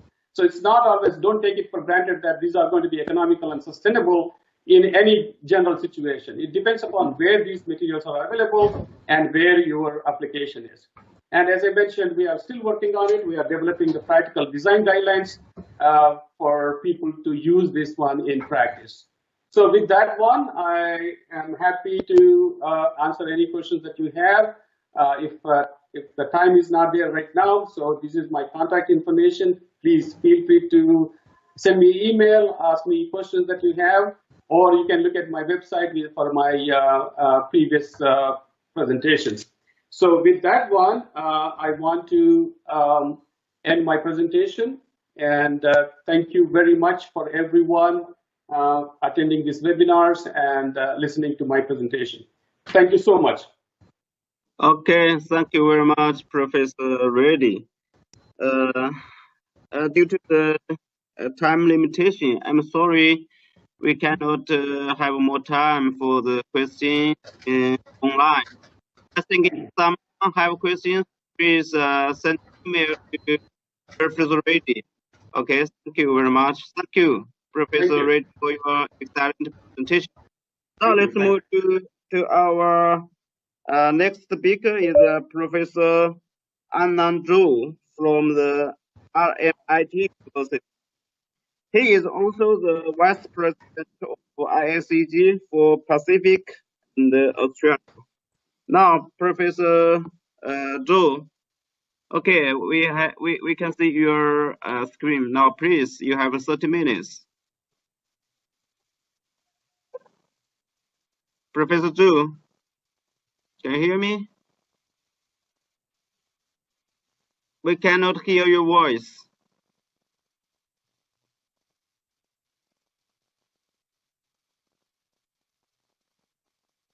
Hello, Anna. Can you hear me? Now it's fine. Now, yeah, well, now it's it's fine. All right. All right. Yes. That's fantastic.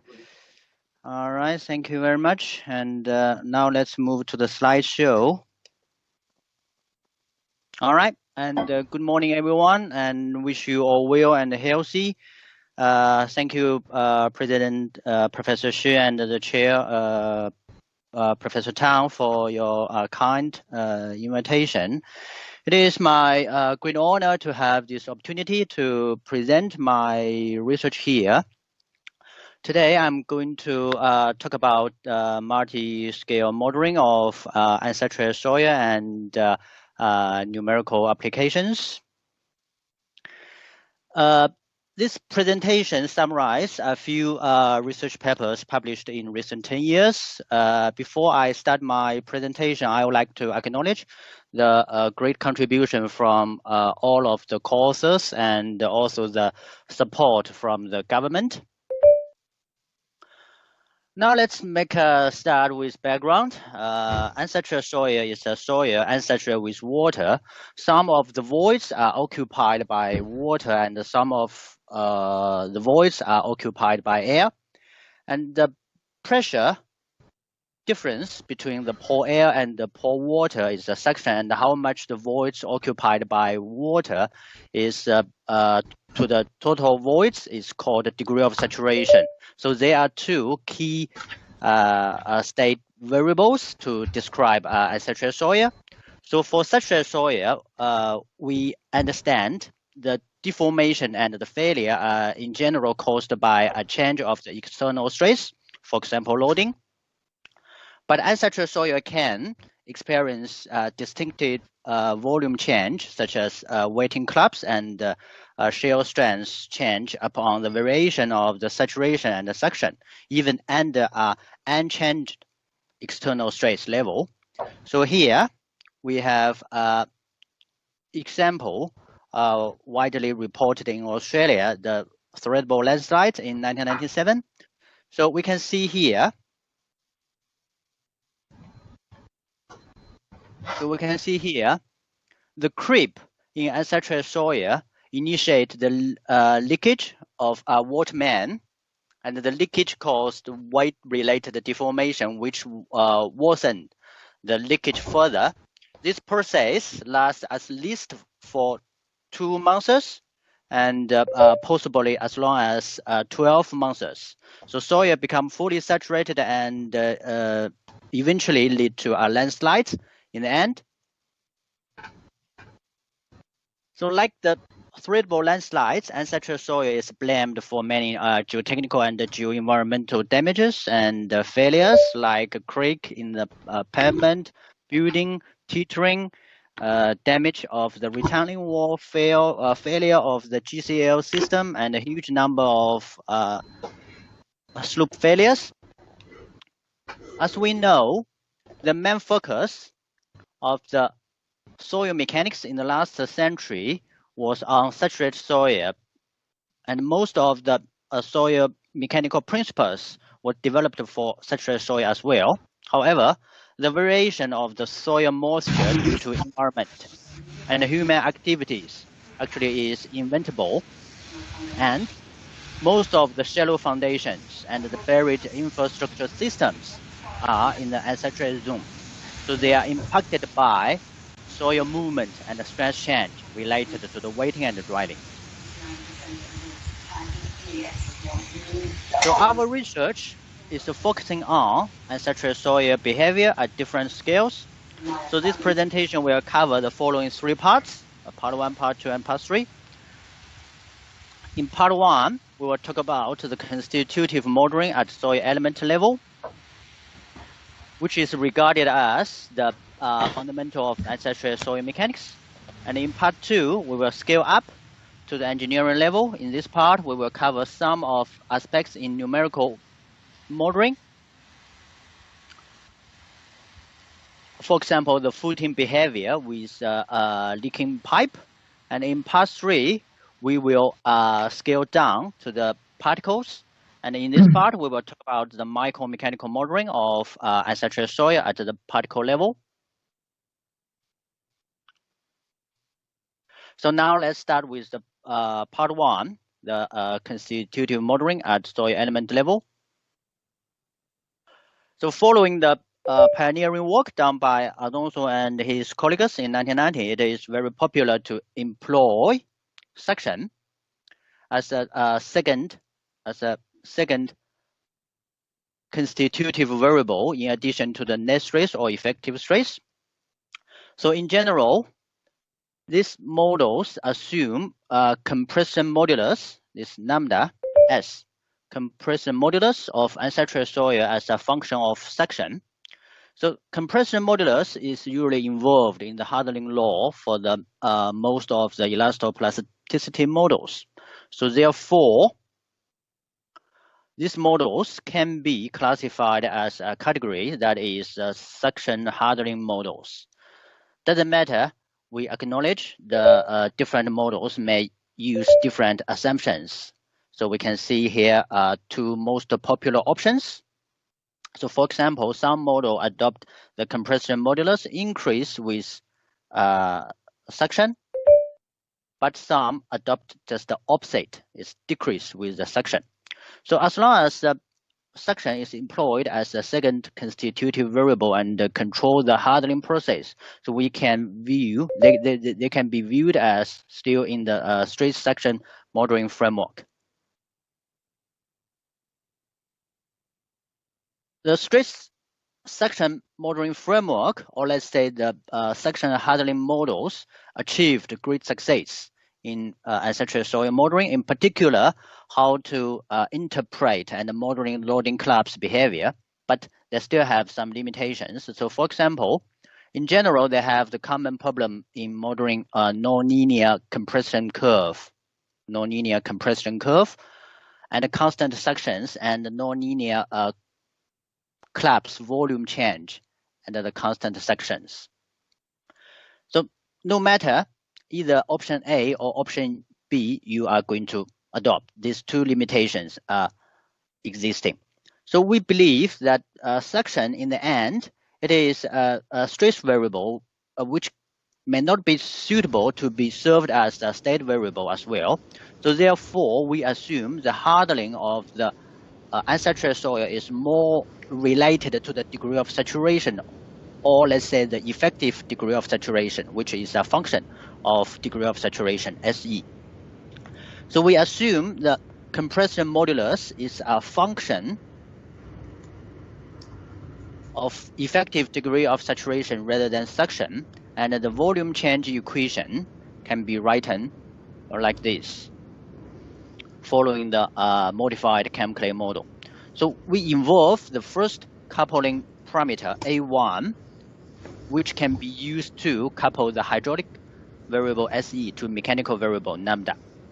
So now we changed the suction hardening model to the saturation hardening model. So if we calculate the full derivative to the volume change equation, we can see the degree of saturation affects the volume change into two aspects. So on the one hand, SE affected the volume change by changing the compression modulus, and on the other hand, SE affects the volume change by changing the bonding capacity of meniscus. So here is experimental validation of the volume change equation we propose. At the constant section 100, 200, and 300 kilopascal, we can mimic the nonlinear compression curve. You can see here, nonlinear compression curve by using the proposed model.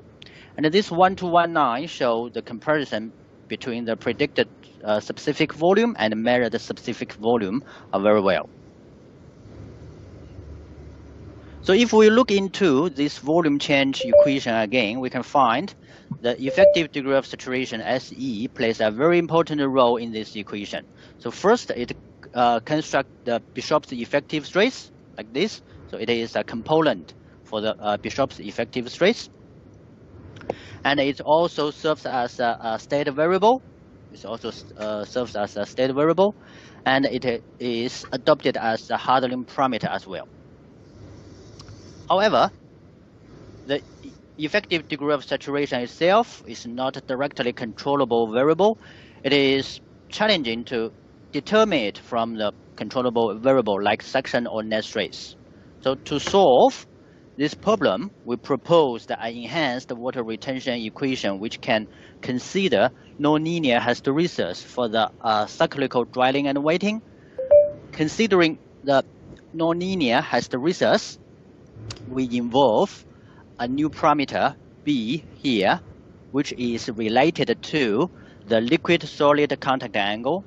And this enhanced water retention equation can also consider the mechanical shift of the water retention curve and the constant suction. So to consider the mechanical shift, we introduce the second coupling parameter A2, which is able to couple the mechanical component volume change, volumetric strain with the degree of saturation. So due to the time limit, I skip all the details about this enhancement, but just to show you the modeling results. So these top two figures shows the scaling drying and the scaling wetting data and the modeled results, and the bottom two shows the cyclical drying wetting and the prediction. So we can see the comparison shows the model is able to mimic the nonlinear hysteresis of the water retention curve.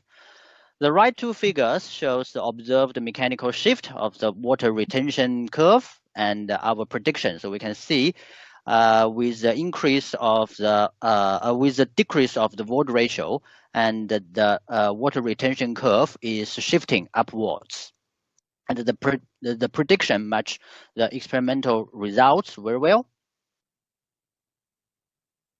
Once we have the volume change equation and the saturation change equation, we can build up the full constitutive modeling following the modified chemical model or the Barcelona basic model.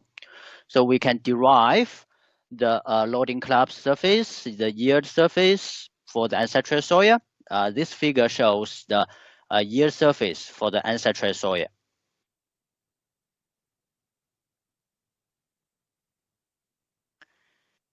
And this table shows the parameters, what we use for the constitutive model. We need 5 mechanical parameters, which are the same with the MCC, and 5 hydraulic parameters like Van Gluten water retention curve, and 2 newly added coupling parameters, A1 and A2, right? And A1 and A2 can be easily calibrated by one constant suction compression test like this, all right? And now let's see the model capacity. These 4 figures shows about 20 isotropic loading and the soaking test at different initial density and soaking pressure. The blue curves are model predictions, and the predictions and the experimental results match each other very well, including the collapse segments. So we can see here several collapse segments. And these slides show 4 constant Triaxial compression tests and predictions. So for each test, suction and the degree of saturation are different. We can see here. And top 2 and the top figures shows the straight-strain relationship, and the middle ones shows the volume change, and the bottom one shows the saturation change. Again, we can see the model performance very well here. So as we mentioned previously, in the part 2, we will scale up to the engineering level. And in this part, we will cover some aspects in numerical modeling of ancestral soil problems. For example, the footing behavior with the leaking pipe. And following the general way to build up the finite element program, we turn the proposed constitutive model into the constitutive matrix. So one point I would like to highlight here is, although we build up our model in terms of the Bishop's effective stress and the effective degree of saturation, the constitutive matrix for the elastic and the elastoplastic responses can be finally represented by using the raw variables like total stress, the total stress, strain, and water content, and the suction. We use the explicit integration for our model implementation. So to ensure the accuracy, we also involve the degree of saturation into explicit integration with the auto substamping control. So we can see here, we use this as a numerical example. So we use a 20 increment with 734 auto substamps. It can achieve better global error within much shorter computational time, compared with 20,000 fixed increments. This slide shows some validation example for our failed element code. The left figure shows the sand column test result and our prediction. So the figure A here shows the suction control, the suction distribution change along with the depth with the time, and figure B here shows the isotropic loading and weighting test result. Shows the outflow rate with the time, and this figure shows the isotropic loading and weighting test results and our simulations. So the good performance confirms the capacity of the constitutive model as well as the numerical implementation methods. So this is a numerical example showing the footing performance with a leaking pipe. So we can see this is a footing and this is a pipe with leakage. And this figure shows the simulated suction profile change in the soil due to the pipe leaking. And this figure shows the simulated saturation profile change in the soil due to pipe leaking. So we can see for this point, for the leaking point, the degree of saturation getting to 100% along with the time. And this figure shows the simulated failure of the footing due to the pipe leaking. So we can see here, we can see the curve here. So for the near end to the leaking point, we can observe weighting collapse. But for the far end of the footing, we can observe the swelling of the ground. All right, now let's move to the part 3. In this part, we will scale down to the particles in ancestral soil, and in this part, we will talk about the micromechanical modeling of ancestral soil at particle scale. So it is clear that the micro forces acting on the particle caused by water is highly related to the liquid-solid interface. So for example here, liquid-solid interface. So therefore, the first step for the micromechanical modeling of ancestral soil is to determine, is to have a quick liquid-solid interface estimation that can be embedded into DEM. So here we employ a simple method for a quick liquid-solid interface estimation. So for the overlapped caps, so for example, overlapped caps, or let's say the clustered interface, we use the hemisphere approximation, which is a simplified Young-Laplace equation. So for the isolated caps, we directly apply Young-Laplace equation. So to achieve this, we also developed a simple way to judge the interface, which should be classified as overlapped collapse and which should be classified isotropic isolated caps. So like this. So here, by using 22 particles, we compare the simulated interface obtained by using our quick estimation method and the pore morphology method for different sections. So we can see the performance is not bad, but more importantly, the quick estimation method is much faster than the traditional pore morphology method. So it will give us an opportunity to include it into the DEM simulation. Once we determine the liquid-solid interface for a particle, we will be able to calculate the Capri forces. So the Capri forces consist of two parts. They are the force determined by the liquid pressure Fs and the force determined by the interfacial tension F gamma. So Fs actually is related to the weighted area, this blue area, and F gamma is related to the solid gas liquid line, this red line. So, but we should know that the interface is maybe in a very complicated shape. It's not a regular shape. So the area of the interface and the length of the solid gas liquid line are therefore difficult to be estimated. So here we introduce the Fibonacci lattice points to divide the surface, into small but equal parts. This process is very similar to the meshing process in finite elements. So by this way, we will be able to calculate the value of Fs and F gamma for each particle. So the total force acting on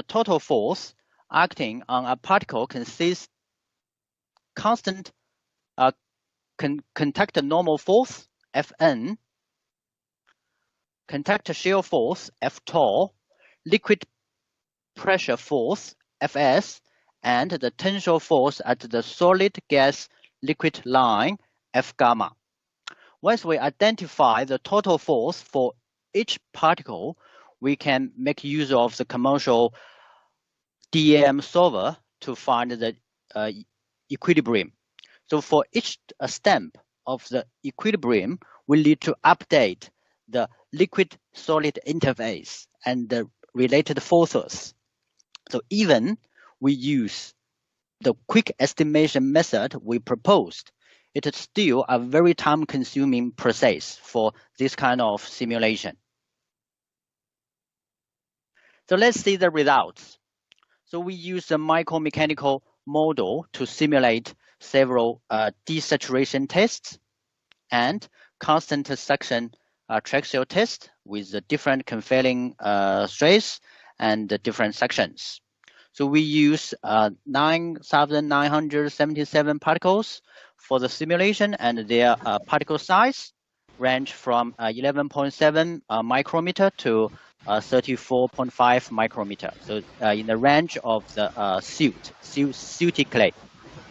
So we also calculate the effective stress parameter chi from our micromechanical model, which shows good match with the experimental results, better than the existing research from other pioneers.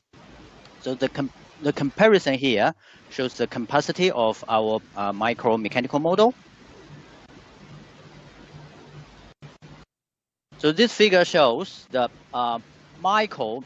microscopic stress-strain relation behavior produced by the micromechanical model for the loose and dense sample with different conferring stress and suction. So we can see for the dense sample show the peak strength more distinct compared with the loose sample, and the sample with the high conferring stress shows the high strength. And more importantly, we can find the sample with 40 kilopascal suction shows the highest strength for all the groups. So this because at 40 kilopascal suction, the product of suction and the effective degree of saturation is the highest. So we pick up the strengths, including the critical strengths, peak strengths for each straight strain curve, and plot them together in the space of Q and average contact stress. So they show very good linearity, which indicates the average contact stress may be a good option for building up the constitutive model. Here now, let's see some microscope features of the ancestral soil. So these top three figures shows the estimated liquid solid interface, and the three figures in the middle show the Capri force distribution, and the bottom figure shows the angular distribution of the Capri forces. So the section for the first column is 20, the section for the second column is 50, and for the last column is 100. So we can see about 50 kilopascal section, we have the strongest Capri forces. And the left figure shows the frequency and the mean value of the Capri forces for different sections. We can which also show the increase in the Capri forces, when we increase section from 20 kilopascal to 50 kilopascal. And this figure shows the liquid solid interface distribution, Capri force distribution, and angular distribution during the sharing. So we can see the axial strain for this figure actually is 0, 2%, that is the peak strength, and 20%, that is the critical state. So we can observe the Capri forces turn from the isotropic distribution to anisotropic distribution during the sharing. And the plot of frequency and the mean value also show the increase of the mean Capri forces, which means the Capri network contributes more and more to resist the external sharing. And this figure shows the variation of the contact force network for 0 section. This is for 0 section. This is for 40 kilopascal section. So we can see the contact force. You have 2 minutes. Yeah, that will be enough. This is the last slides. And we can see the contact force network at 40 kilopascal is much stronger than that at 0 section. All right. And from the frequency and mean value plot, we can also identify at the entire sharing stage, the mean contact force with 400 kilopascal section is much higher than the mean contact force at the 0 section. So that's why we observe the straight strain curve of 40 kilopascal section is much higher than the others. Right. So now let's move to some concluding remarks. Let's make it simple. So the first point, the Bishop effective stress and the effective degree of saturation are adopted as the basic constitutive variable. And the hydraulic hysteresis and the fully coupled hydromechanical interaction can be considered. And the current model is more suitable for the silty soil. It is still very challenging to model the clayey soil over a large section range. And this framework cannot be used for the unsaturated expansive soil either. And the constitutive model has been implemented into the fan element codes, and the developed in-house fan element codes can be used for 1D, for example, the soil column, and the 2D, let's say the footing analysis. But the current fan element is still hard to be applied to the real case analysis. So for example, 3D multi-soil layers and natural environment. The micromechanical model has been built to bridge the micromechanical characteristics and the micromechanical observations. But due to a few assumptions, the comparison between the results from the micromechanical model and the macromechanical observation still remain in mechanism. So it is still hard to compare the results directly with the ancestral soil test results. All right. So all in all, in ancestral soil research, we still have a long way to go. All right. So this is the last slides with some key references.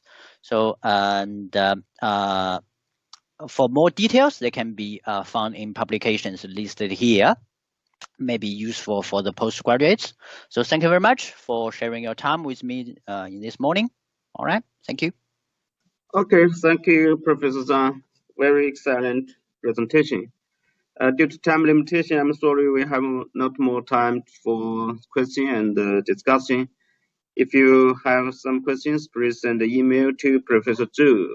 And now let's move to the next speaker. Our next speaker is Professor George Kotnik. Comes from University of Ljubljana. He is also the Vice President of ISEG for East Europe. Today his topic is green urban mining. So Professor Kotnik, can you hear me? Yes, dear Chairman, please share your screen. Yes. Okay, I hope that I will share my presentation correctly.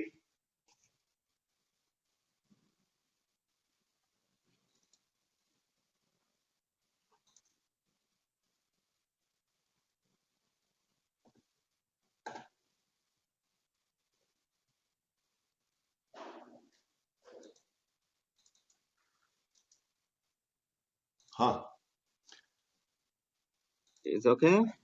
I have some problems. Share desktop.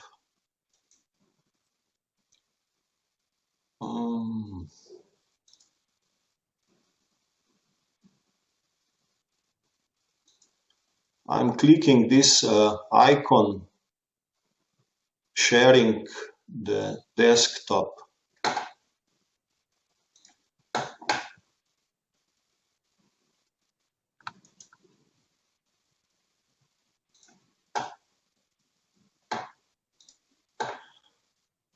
Whew. What's the problem? It doesn't work.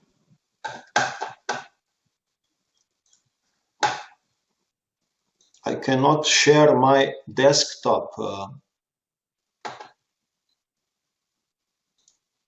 my presentation. You should show the full screen.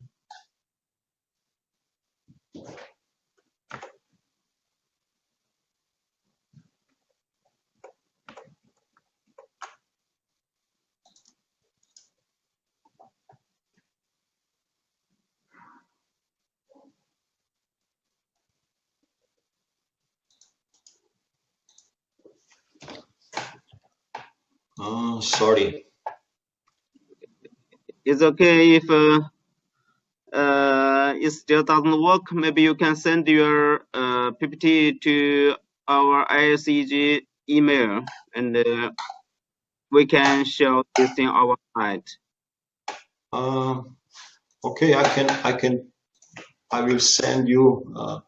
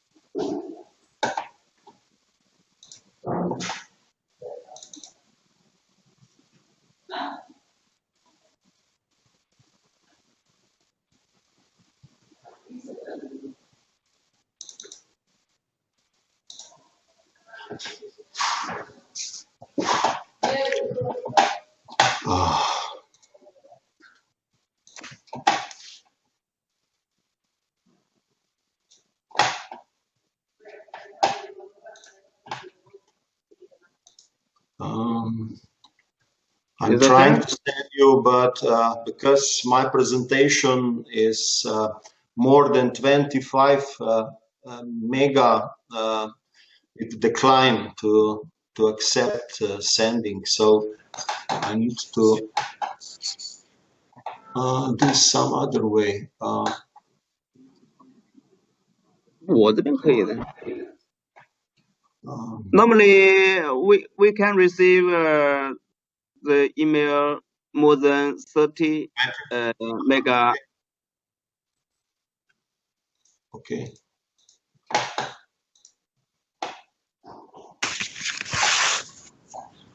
Professor, maybe you can convert to PDF format. In PDF, the size becomes very small. Okay, I will save as PDF.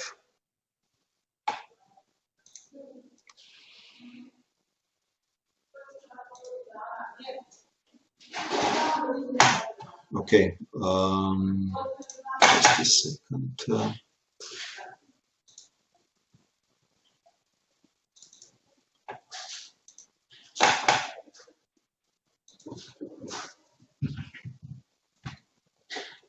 Yes, I just send you my PDF presentation.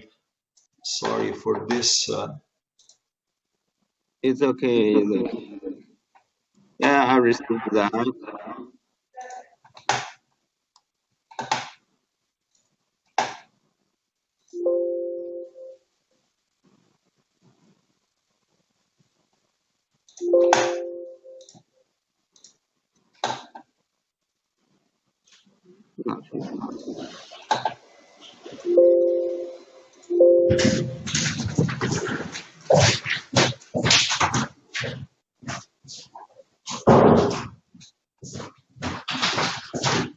Oh, I'm sorry.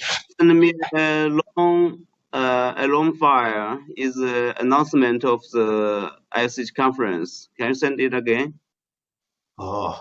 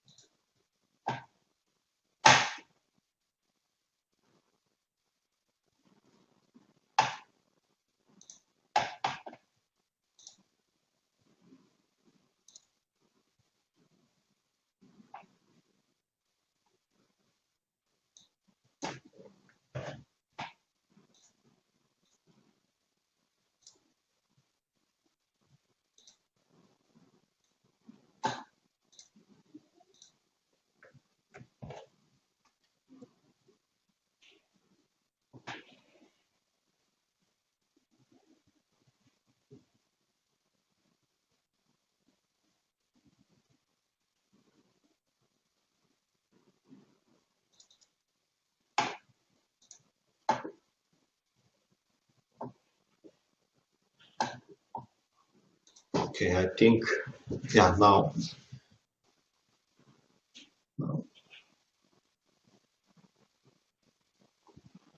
Okay. Okay. Okay. One second.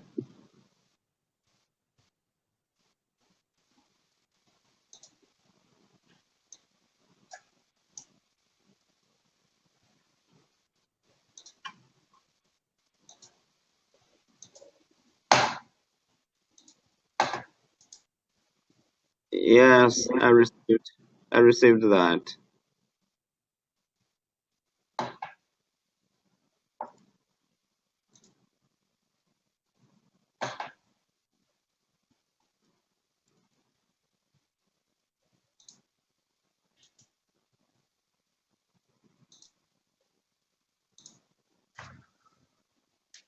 Sorry for this. It's okay. It's okay.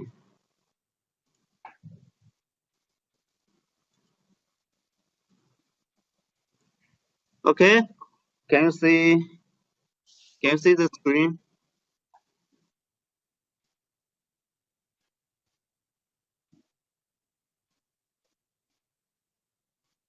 No.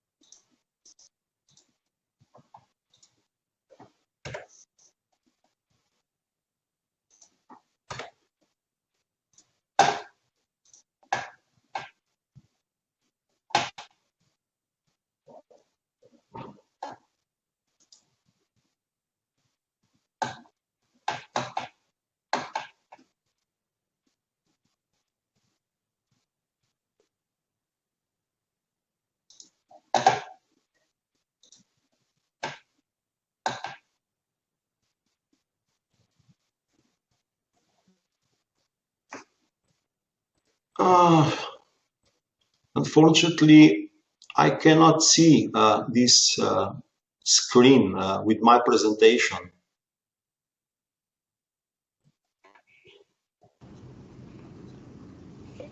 Professor Tang's restart his computer. Please wait. Thank you. Okay. Okay. Thank you for information.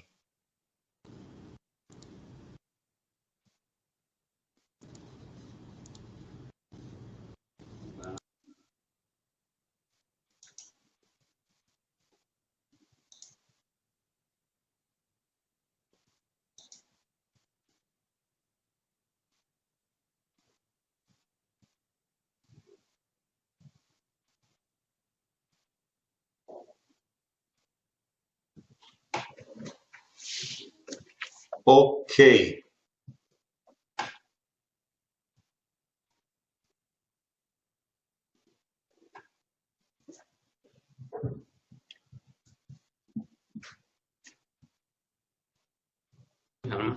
So, Mr. Chairman, if you agree, I think I can start my presentation, not to wasting the time.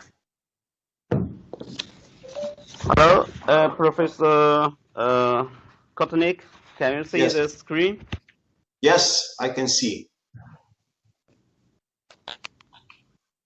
I think that also the colleagues all over the world, dear colleagues, can see my presentation. Unfortunately, because of PDF file, this presentation will not be so dynamic as I prepared. But okay, first of all, I want to talk today about the concept. I actually use the concept worldwide known so-called urban mining.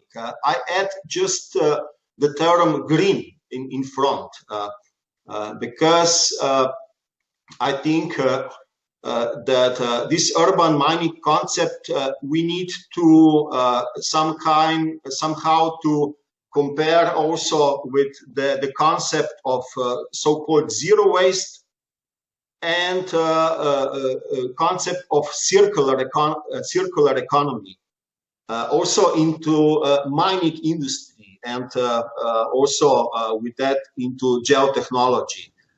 For that reason, I will try to somehow to explain this concept. Can you please go to the next slide? Yeah. The content of my presentation, first, a short introduction and definition of term green urban mining. Then I will also give some numbers regarding waste and mineral resources just for Slovenia, because I'm trying to build this green mining urban mining model concept on Slovenia.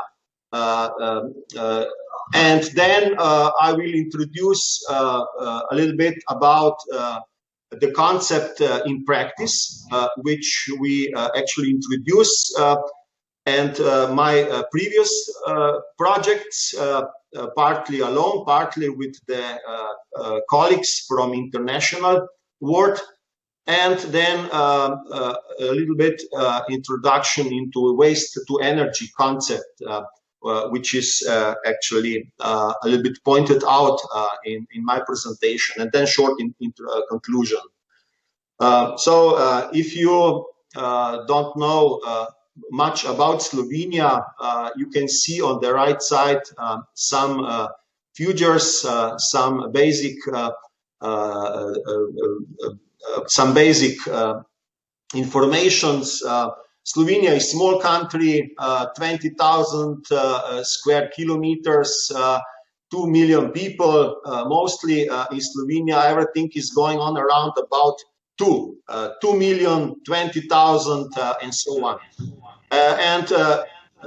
You will certainly remember Slovenia if I will tell you that the shape of the country looks like a roaster or chicken. You can see the head on the east side, on the south side legs, and then tail and backbone on the top, on the north. Please, next slide.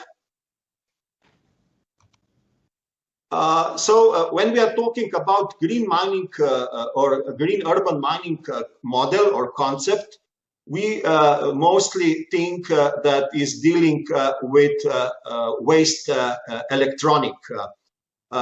This is actually partly true, but this is old idea of urban mining.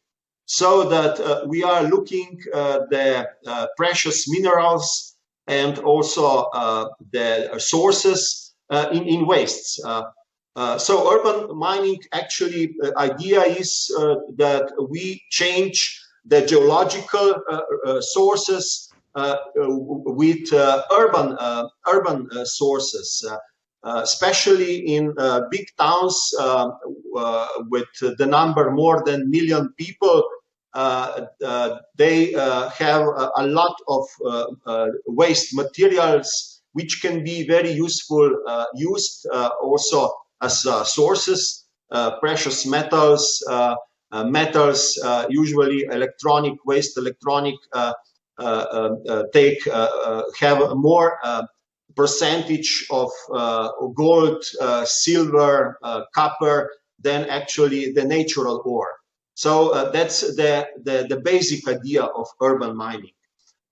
Please, next slide.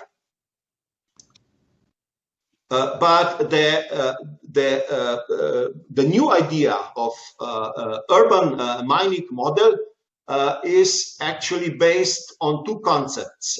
First is sustainable development concept, which is actually based on the assumption that we live in closed resource-contained ecosystem, and the second on the concept of industrial ecology that examines materials and energy flows of products and processes in industry and economy.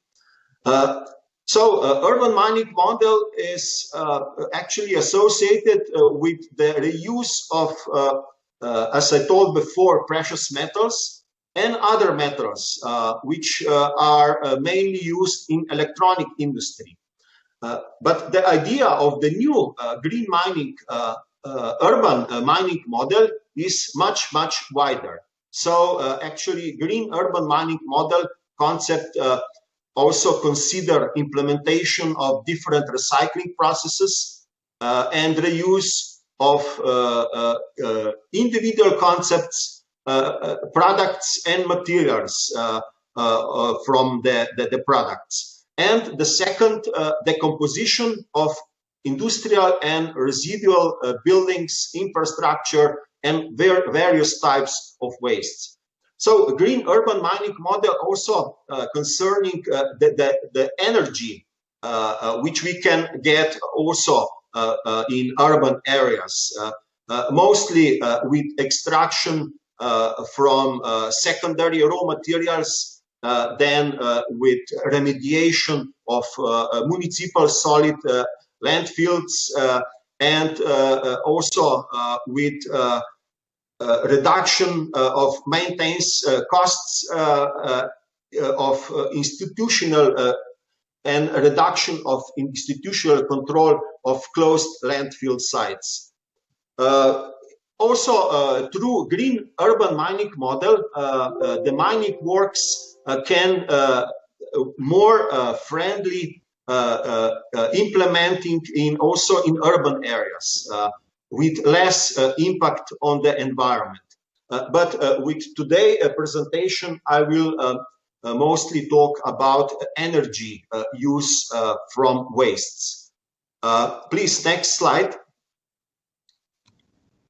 The urban mining model actually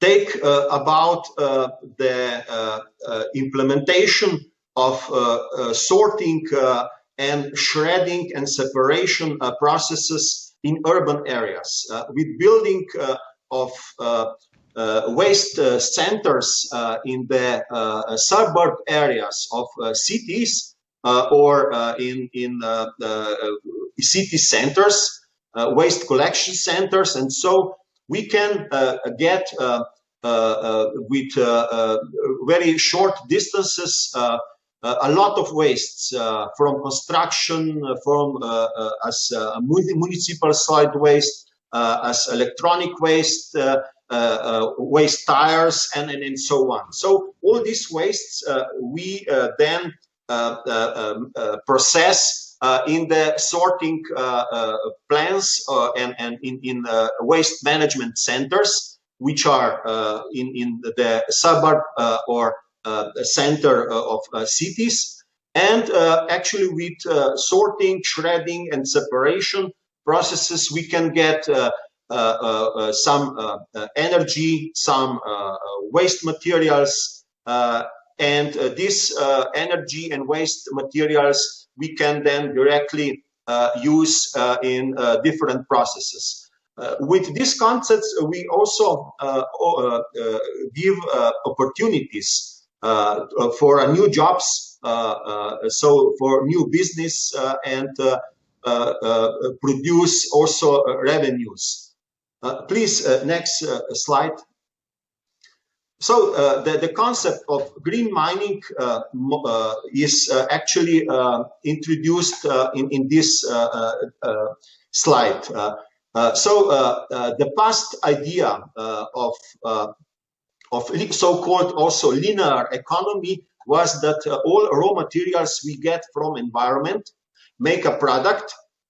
Then this product actually being used by people, by industry, so by the private sector, by physical sector, and after use, after end of use, actually most of these products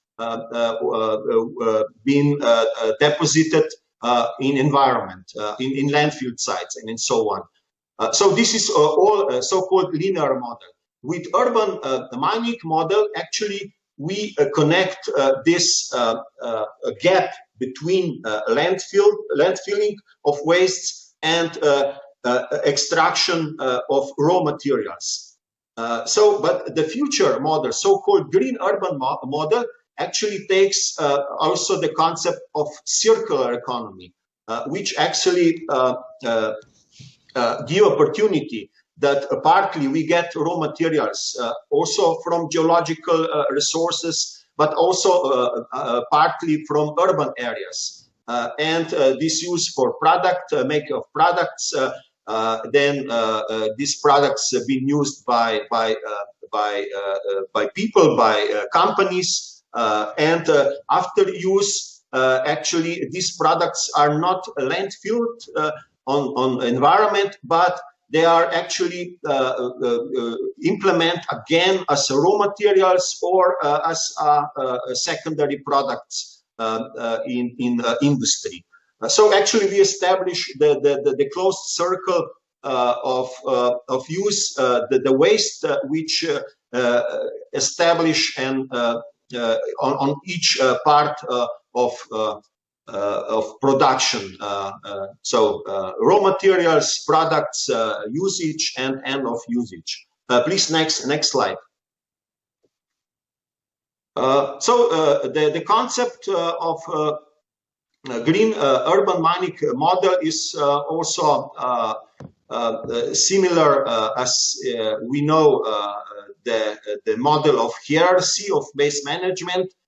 So first, the most favorite part is reduce and prevention of waste, then recycling or reuse of wastes, and on the third level, which is options then, and not so favorite after recycling, is incineration and landfilling. So the concept, the idea of so-called zero waste concept is actually not to dispose on landfill sites. But even here, we need to follow some new ideas, new technologies which are appearing in the world. Professor Reddy before show partly and some ideas about bio landfilling, which actually a concept which actually put the landfilling of waste on the much higher level, where we can actually control the processes in landfill body, and also very helpful and in positive way also get energy and also resources also from all landfill sites. Please, new slide, next one. So if I show on the Slovenian numbers, the idea of green urban mining is actually, I'm showing here in bars. First, production of mineral resources in Slovenia. And on the second bar, I'm showing the production of municipal and other industrial wastes. Through from the year 2002 to the 2018, we can see some gap between amounts of production of mineral resources, which in Slovenia is around between 20 and 30 million tons per year, and a production of different kind of wastes, which is between 5 to 8 million tons. Idea of green mining concept is also to get sources from wastes, and also reduce the amount of mineral resources which we need to get from geological sources. So this percentage between these two amounts they've been till 2017 between 20 to 30 percentage, 35%. But last 2018, and also I have now new data, this percentage is now much higher. So that means that we produce more wastes, which we can actually prevent the excavation or by mining excavation of geological sources from the nature. So with this, we can save a little bit sources for future generations, and also so partly we can actually reduce the number of amounts of waste which other way will be landfilled or some other non-useful way deposited on the environment, and also prevent the pollution on the environment. Please, next slide.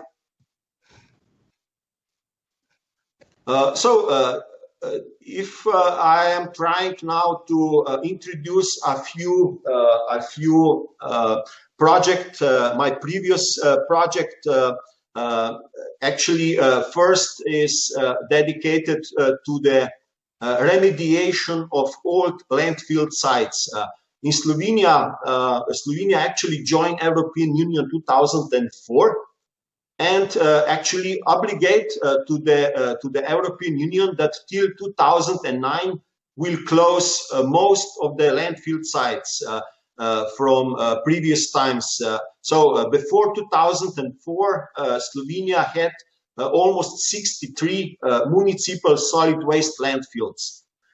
So this number been reduced till 2009, need to be reduced at 2009 on number 9. We actually changed the concept from mostly landfilling on municipal solid landfill sites also to the concept of recycling,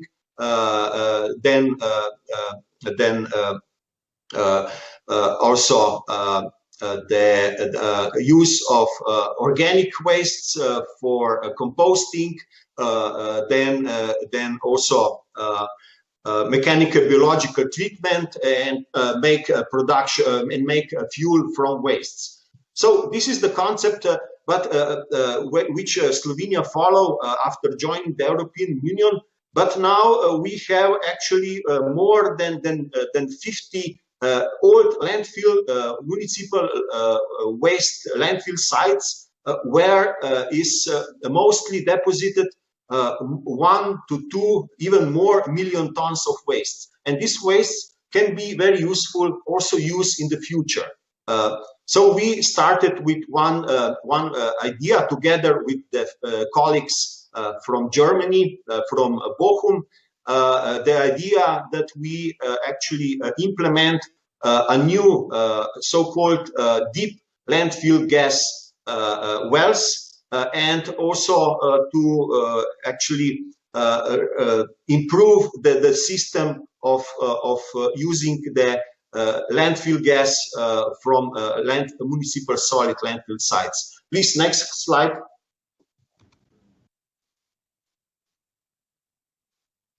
So in Slovenia, we had 5 landfill sites where we actually now use this landfill gas wells system actually to produce the, by gas engines some electricity.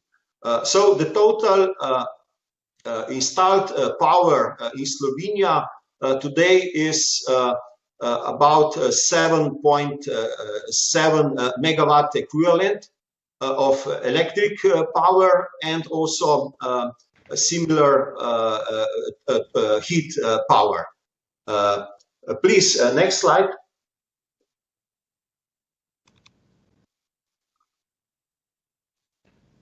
But with introduction of this actually use of landfill gas to make electricity is connected with also with some problems. Actually, we found on the old landfill sites. That is mostly connected with subsidence of the surface, which is normal through the years of operating landfill sites. Actually, bio or organic waste decompose into water, into landfill gas, and actually these two products actually exit constantly from the landfill body. That means that we are losing the volume, and normally on the surface of the landfill sites is appearing subsidences. And the cause of this is leakage. Leakage on the surface area, which actually allow that the ambient air freely enter into the landfill body and change the situation inside a landfill body from anaerobic stage, where actually the methane mostly produce, into aerobic stage. So with this subsidences on the surface, actually we cause also the problems regarding using the landfill gases. Here you can see one landfill site, old landfill site, where we implement this new gas well system. Please, next slide. Okay, Professor Kotnik, you have 4 minutes later. Okay, next slide. Thank you. Here you can see the problems we can appear in landfill body. So on the left side you can see the old gas well system. On the right side we can see the new system we implement, actually deep gas well system. Please, next slide. Here is some photos from the field where we actually implement first restoration and then implementation of this new deep gas well system. Then the next slide, please. The second concept I would like to introduce is connected with so-called ecological technological closed circle. We actually implement this system in one underground coal mine, Velenje coal mine, which is one of the hugest producer of coal in Slovenia. So the idea of this concept was simply connected that first we excavate the coal. This coal actually then clean on the surface. We separate the waste, and then the coal then we actually use as fuel in thermal power plant, where we actually make electricity and waste byproduct, mostly fly ash and also other products, which we use then to make hydraulic paste.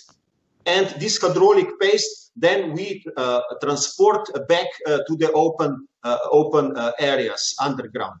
Please, next slide, please. So the concept is actually connected with reduction of negative impacts of excavation of coal on the environment, which we can divide into mostly three processes: coal extraction, coal processing, and conversion into electricity heat. Please, next slide. Yeah, this is actually the idea, the block diagram, how we implement this system in Velenje coal mine. So we make a mixture plant on the surface, and then transport this paste to underground on the behind the stove. Please, next slide. So for this reason, we develop three different tests and three different devices. For stability of paste, we make a ball pull test, and we measure the past flow on the glass plate. Please, the next one. Then we make the tube viscometer, which we measure the transportability and pumpability of the hydraulic paste. Please, next one.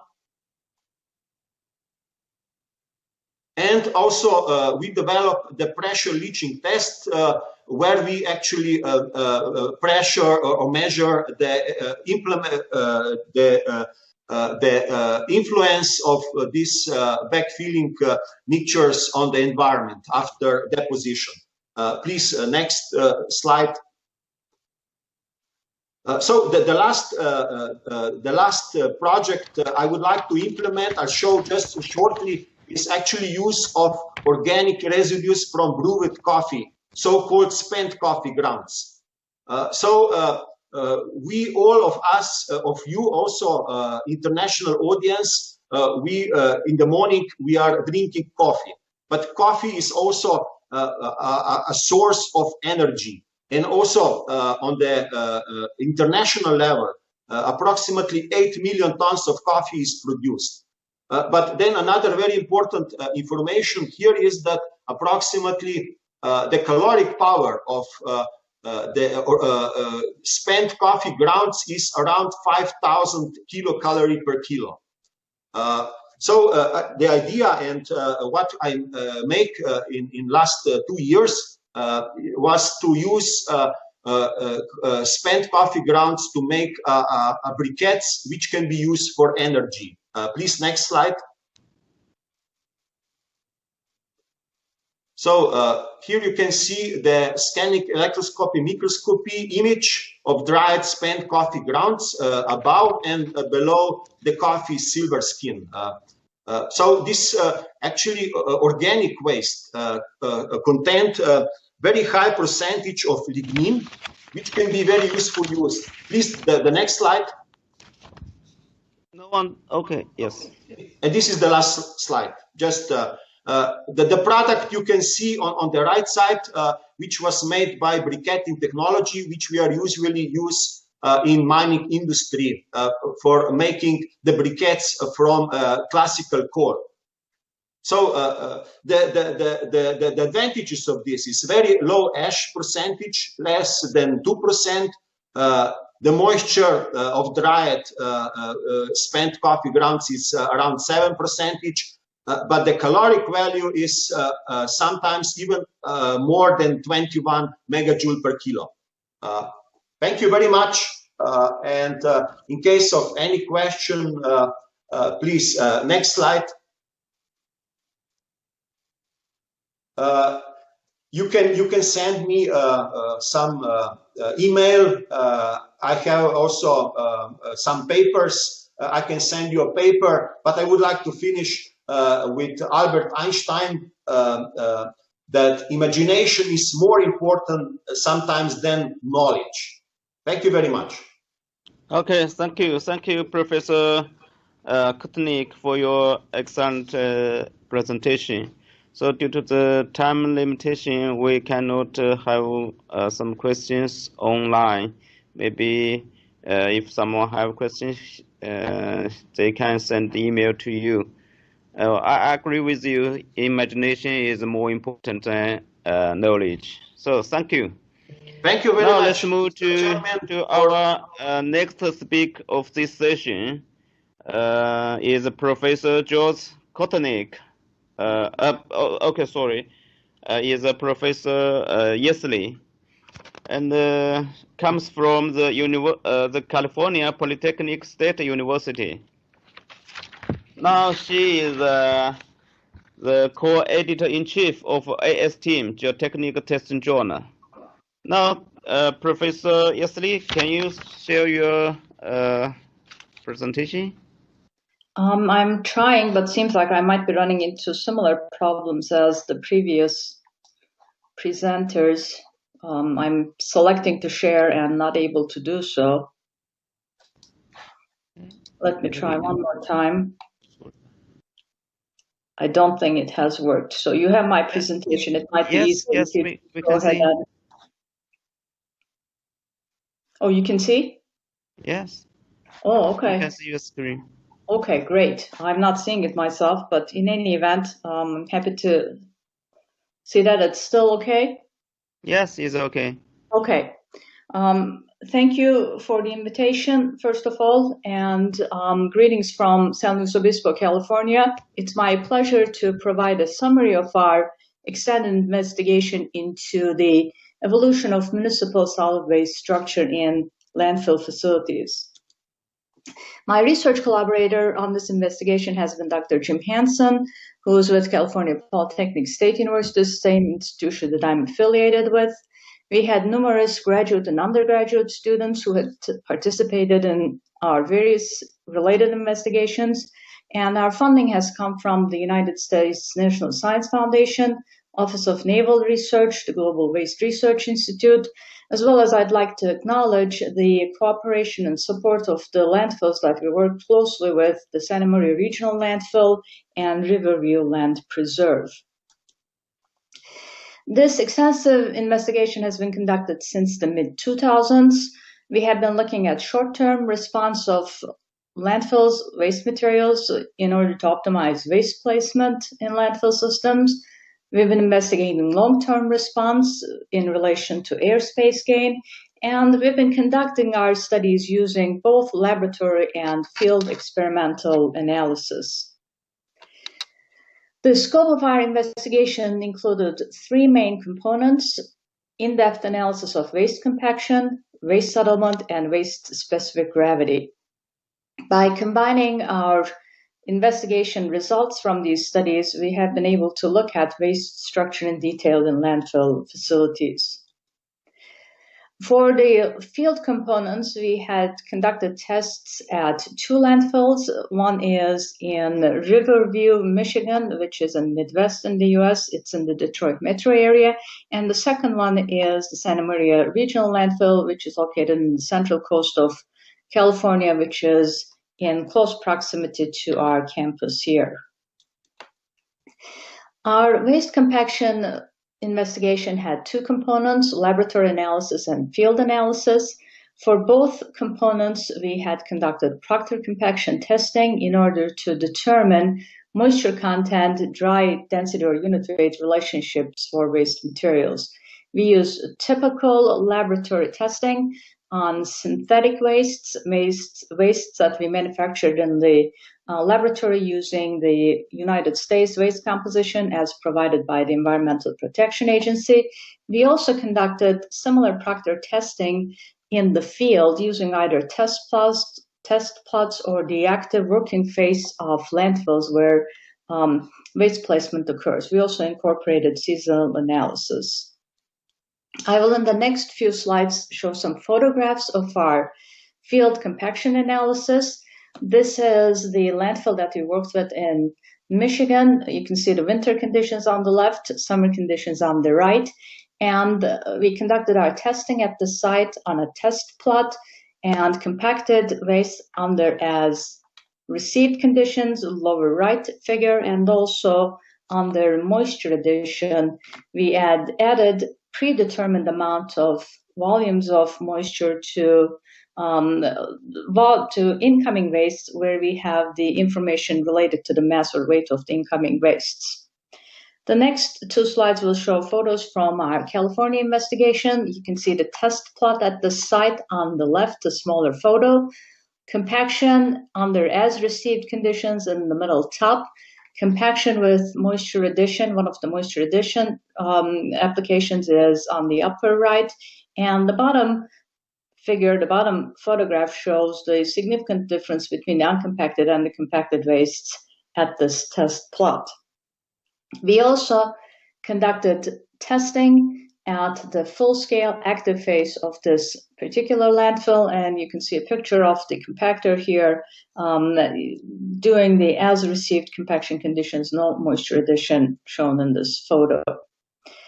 Our main findings related to waste compaction were that the compaction behavior of waste is relatively similar to that for soils. There's a parabolic relationship between waste moisture content, compacted waste moisture content, and compacted waste dry unit weight. The moisture content range is quite a bit wider for waste materials compared to soil. In general, incoming waste moisture at landfills is low, so as compacted conditions in landfill facilities are occurring at the dry of optimum conditions. We proposed a new approach, moisture addition at time of compaction, which has several benefits, including increasing waste placement in a given volume of air space in a landfill, increased workability of the materials at the time of compaction, and result in reduced compaction time, all of which have significant, especially financial as well as environmental advantages. For our analysis of wet compaction, we are proposing to conduct compaction at landfills at and around optimum moisture content. For waste materials, this ends up being in the range of somewhere between over 50%, 55 to maybe 65, upwards of 70% or so. And in addition to the typical unit weights that we use in the analysis of soils, which is the dry unit weight and the total unit weight, we are proposing the use of a new operational unit weight, which is the ratio of the weight of incoming wastes to the total compacted volume. And this operational unit weight has significant implications for placement of additional waste materials in a given landfill volume due to wet compaction conditions. And overall, with wet compaction at the optimum moisture content, it's possible to place on the order of 50 to over 75, 80% of more waste in the same landfill volume. Further analysis related to waste compaction, we also looked at dry unit weight versus moisture content relationships. The left figure shows a typical compaction plot, and we have two levels of compactive effort shown here. And when we move from the low compactive effort to the high compactive effort, we see that the compaction plot shifts up and to the left, similar to what we would expect for typical soil materials. However, we noticed that the line of optimums is quite steep in the case of waste materials. And we incorporated the zero air void curves onto this plot and showed multiple ZAVs corresponding to different GS values, different specific gravities, since we don't really know exactly what the specific gravity of the waste materials are. And we realized that the line of optimums for soils, while being parallel to a ZAV, the appropriate ZAV for the soil is not really parallel to any of these zero air voids curves, but rather parallel to a composite zero air void line. This led us to develop a conceptual framework that's shown on the right, which is a 3D analysis that's required to investigate compaction characteristics of waste materials. A typical soil material would have a 2D compaction analysis. We have gamma versus water content representing the compaction behavior.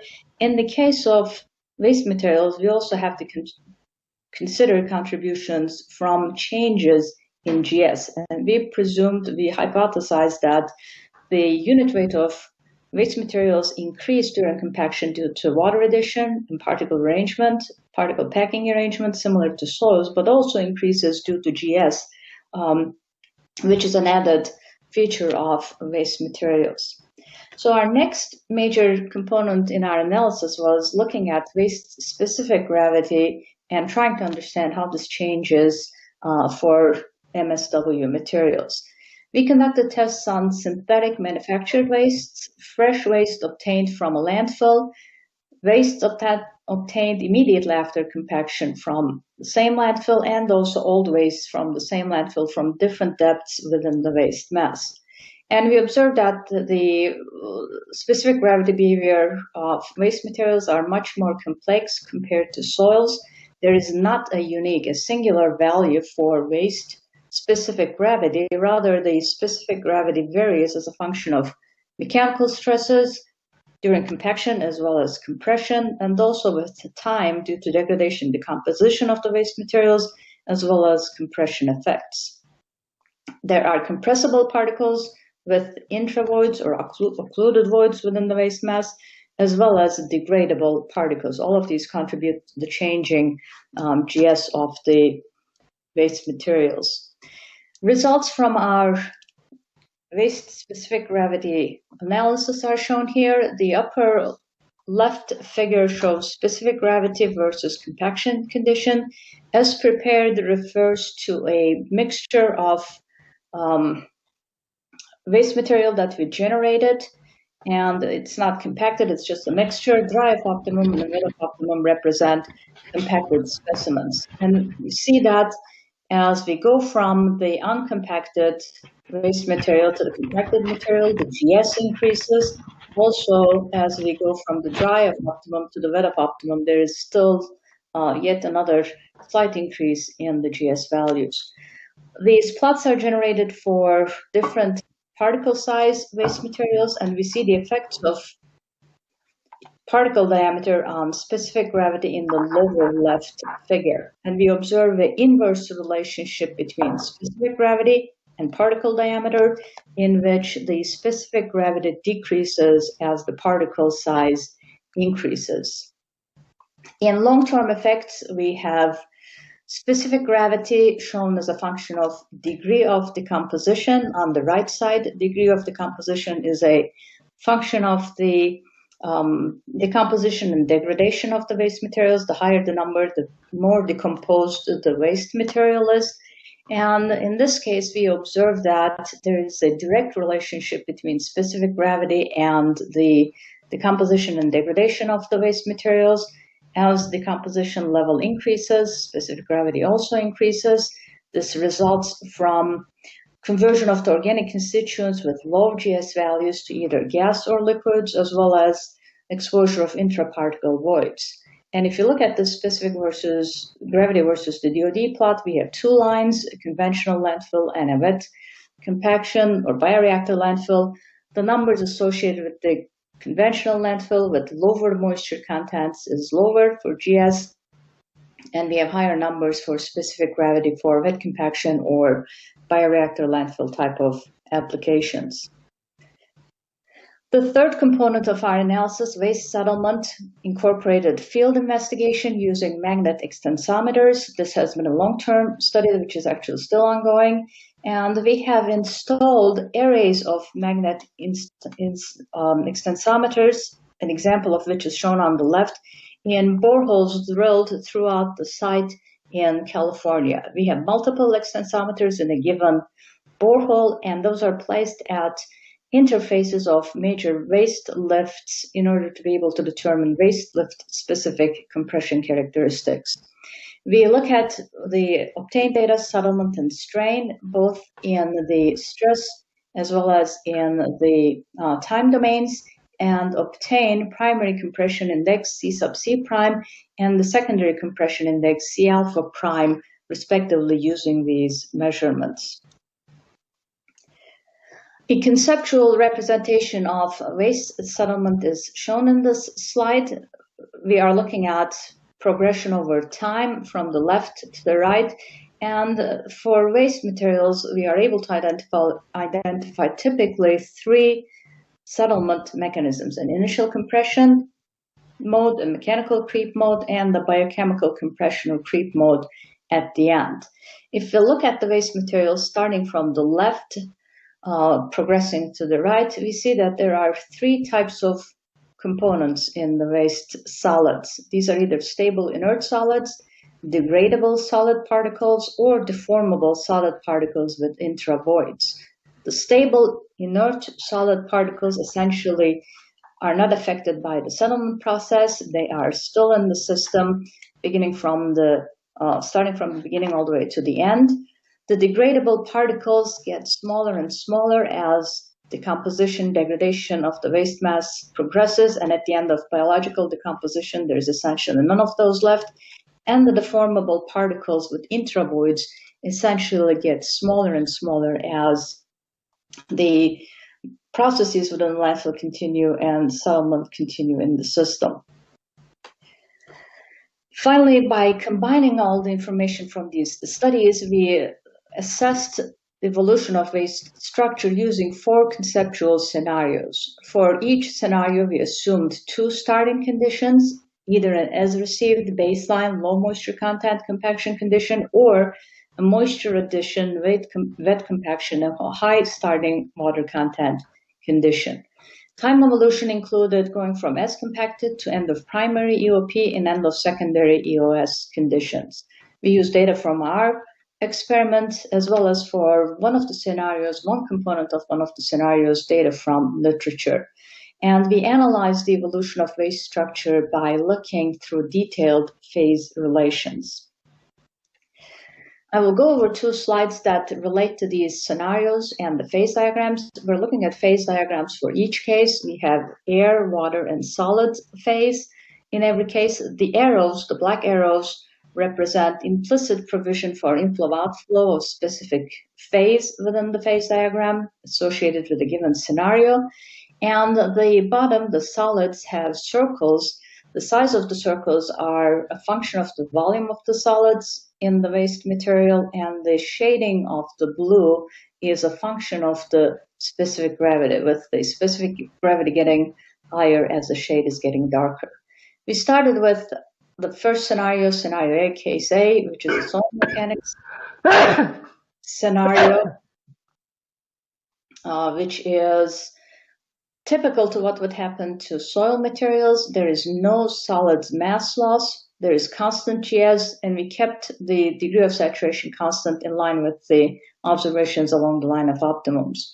We then moved to a control case. We still assumed no solids mass loss, but since we've observed a lot of changes in GS with the evolution of waste materials over time and due to compaction, we changed GS, still assumed the constant S value. The next two were a limiting and a representative case. In the limiting case, we assumed both solids mass loss and varying GS, kept the degree of saturation as constant. And for the representative case, we looked at mass loss, varying GS, constant degree of saturation from as compacted to end of primary conditions, and used field data for end of secondary conditions. The next slide will show evolution of waste structure phase relations, and I don't expect that you will be able to absorb all these numbers, all these graphics, but it will give you some idea about how exactly we analyzed the data. We have baseline compaction shown on the left, wet compaction is on the right, and each case has the 4 scenarios that we investigated: soil mechanics, control, limiting, and representative. And we're showing essentially phase diagrams in both schematics. We have volume shown on the y-axis, and for each scenario, we have conditions immediately after compaction: AC, EOP, which is end of primary, EOS, end of secondary compression. And the phase diagrams consist of air phase, which is in the white color, hash marked blue, which is the water, and then a gray color that represents the solids. Visually, we quickly observe that there's a lot more water in the wet compaction scenarios, as expected, since we used higher moisture contents in that case. Also, we noticed that the gray material, the solids content, the solids volume is higher for the wet compaction conditions compared to the baseline compaction. Also, we noticed that for the limiting case, case C, at the end of secondary compression, we have a very high void ratio. The volume of solids is very low, both for the baseline compaction as well as the wet compaction case. We also looked at evolution of waste structure with regard to settlement, going through these different stages. Baseline compacted waste is shown in blue, wet compacted waste is shown in red in this schematic. We're looking at a graphic of strain on the y-axis versus time on the x-axis. And we observed that the 3 stages that are shown are as compacted, immediately after compaction, end of primary, and end of secondary compression. Overall, the amount of strain associated with the wet compacted waste is much higher than the amount of strain associated with the baseline compacted waste, again indicating that we're able to obtain much more compression with compaction and able to place more waste in a given landfill volume. The main findings from the waste structure analysis: first of all, we observed that there is a similar void ratio for baseline and wet compaction conditions. We think that there is a global packing arrangement using compaction procedures as they are applicable at US landfills. We thought this is very interesting. We would have expected different values, but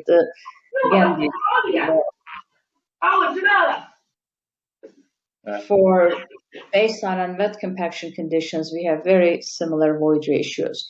For wet compaction, the dry unit weight or dry density are higher for all stages after compaction, as well as after end of primary and end of secondary compression. Coupled waste mass loss and increase in specific gravity results in void prominent waste structures under isolated conditions.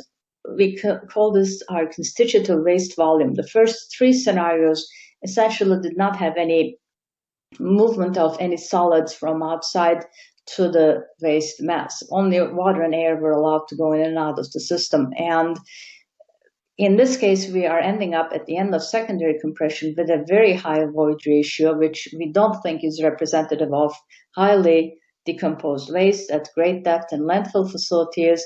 And we expect that interactions with surrounding waste, reveling, is definitely occurring, as was suggested by others in the previous investigations, conceptual and not really been demonstrated to this extent in the past. Finally, we investigated the changes in voids and void ratios using the decomposition-induced void change parameter, the lambda. This parameter is related to the change in the volume of voids and in relation to the change in the volume of solids. And there are 3 possible modes of void change in waste materials as a function of the quantity of d lambda and the sign of d lambda, negative or positive. These are collapse, rearrangement, or void enlargement. And the net waste structure change from as compacted conditions through end of secondary compression typically is rearrangement. However, there are cases of both collapse and void enlargement during intermediate steps from as compacted to end of primary or from end of primary to end of secondary conditions. Overall, this is a dynamic system, and we're not able to foretell exactly what the void structure change is without conducting detailed analysis. Finally, we need good knowledge of weight-volume relationships for establishing and modeling the representative response of waste to coupled geomechanical, biological, chemical, and thermal processes, and direct adoption and application of soil mechanics principles are not sufficient. We need to consider the unique nature of waste materials and the different processes that take place in landfill environments. Finally, I will finish off with some references. This work has been published since 2010. Our last study has just come out earlier this year, and I provided my email here also in case of questions. Thank you. Okay, thank you very much, Professor Yesley, and thank you for saving a few minutes for us. And maybe we can have a couple of questions, if anyone have questions.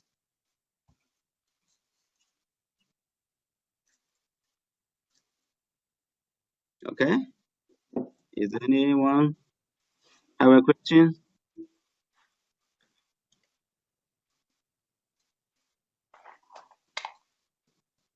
Okay, you got Mohammed, please. Yeah, thank you very much, Dr. Esila. I have a small question. I think in slide 13, you have shown about operational density or unit weight, and I just want to know, like, how to measure the volume during operation of this landfill. We are basically finding it very challenging. So if you could highlight your experience, it would be very helpful. Sure. Thank you. Thank you. We use two different approaches for obtaining volumes during our compaction investigations. At the site in Michigan, the waste compactor was actually equipped with a GPS system. So it was keeping track of both the XY coordinates as well as elevation change during the compaction process. So depending on the back and forth movement of the compactor itself and the continuous measurements that it collected during those movements, we were able to get very accurate representations of the total compacted volume. At the Santa Maria site, we had relied on surveys, and we were conducting surveys of the waste masses before and after our compaction applications in order to determine the volume. I agree with you. It is not easy to do, but we had taken some specific measures to be able to do that. The compactors that are available with the GPS system actually make it very straightforward. And if there are no such compactors available, then surveying definitely helps. Okay. Just another follow-up question. So this survey actually we are also doing, but we found there is a intermediate settlement. So how to capture that? Because each layer when you compact. I'm sorry, it seems like somebody else is talking. I couldn't hear your question very well. Can you please repeat it? Okay, sorry. So my follow-up question is this survey that we are also doing survey. Yes. But each time we compact the material or each layer we place, there is a settlement in the subsequent layers. So like this settlement of the below layers is not fixed, and the more we place the waste, like more overburden pressure we increase. So the operation density keeps on changing. That's correct. So, we're doing this for as compacted conditions, not for cumulative volume calculations overall. We're doing this for at the time of waste placement. So we're doing this again for as compacted, not a long-term investigation. I agree with you, definitely. When we get into surveys for long periods of time, yes, it is changing, certainly.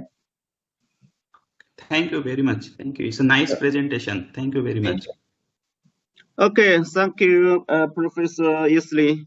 Thank you for your excellent presentation. Now, thank you. I have to end the first session now because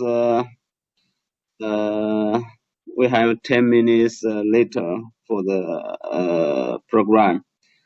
And this first session, we have a total of 6 speakers. All of them give us a very excellent presentation.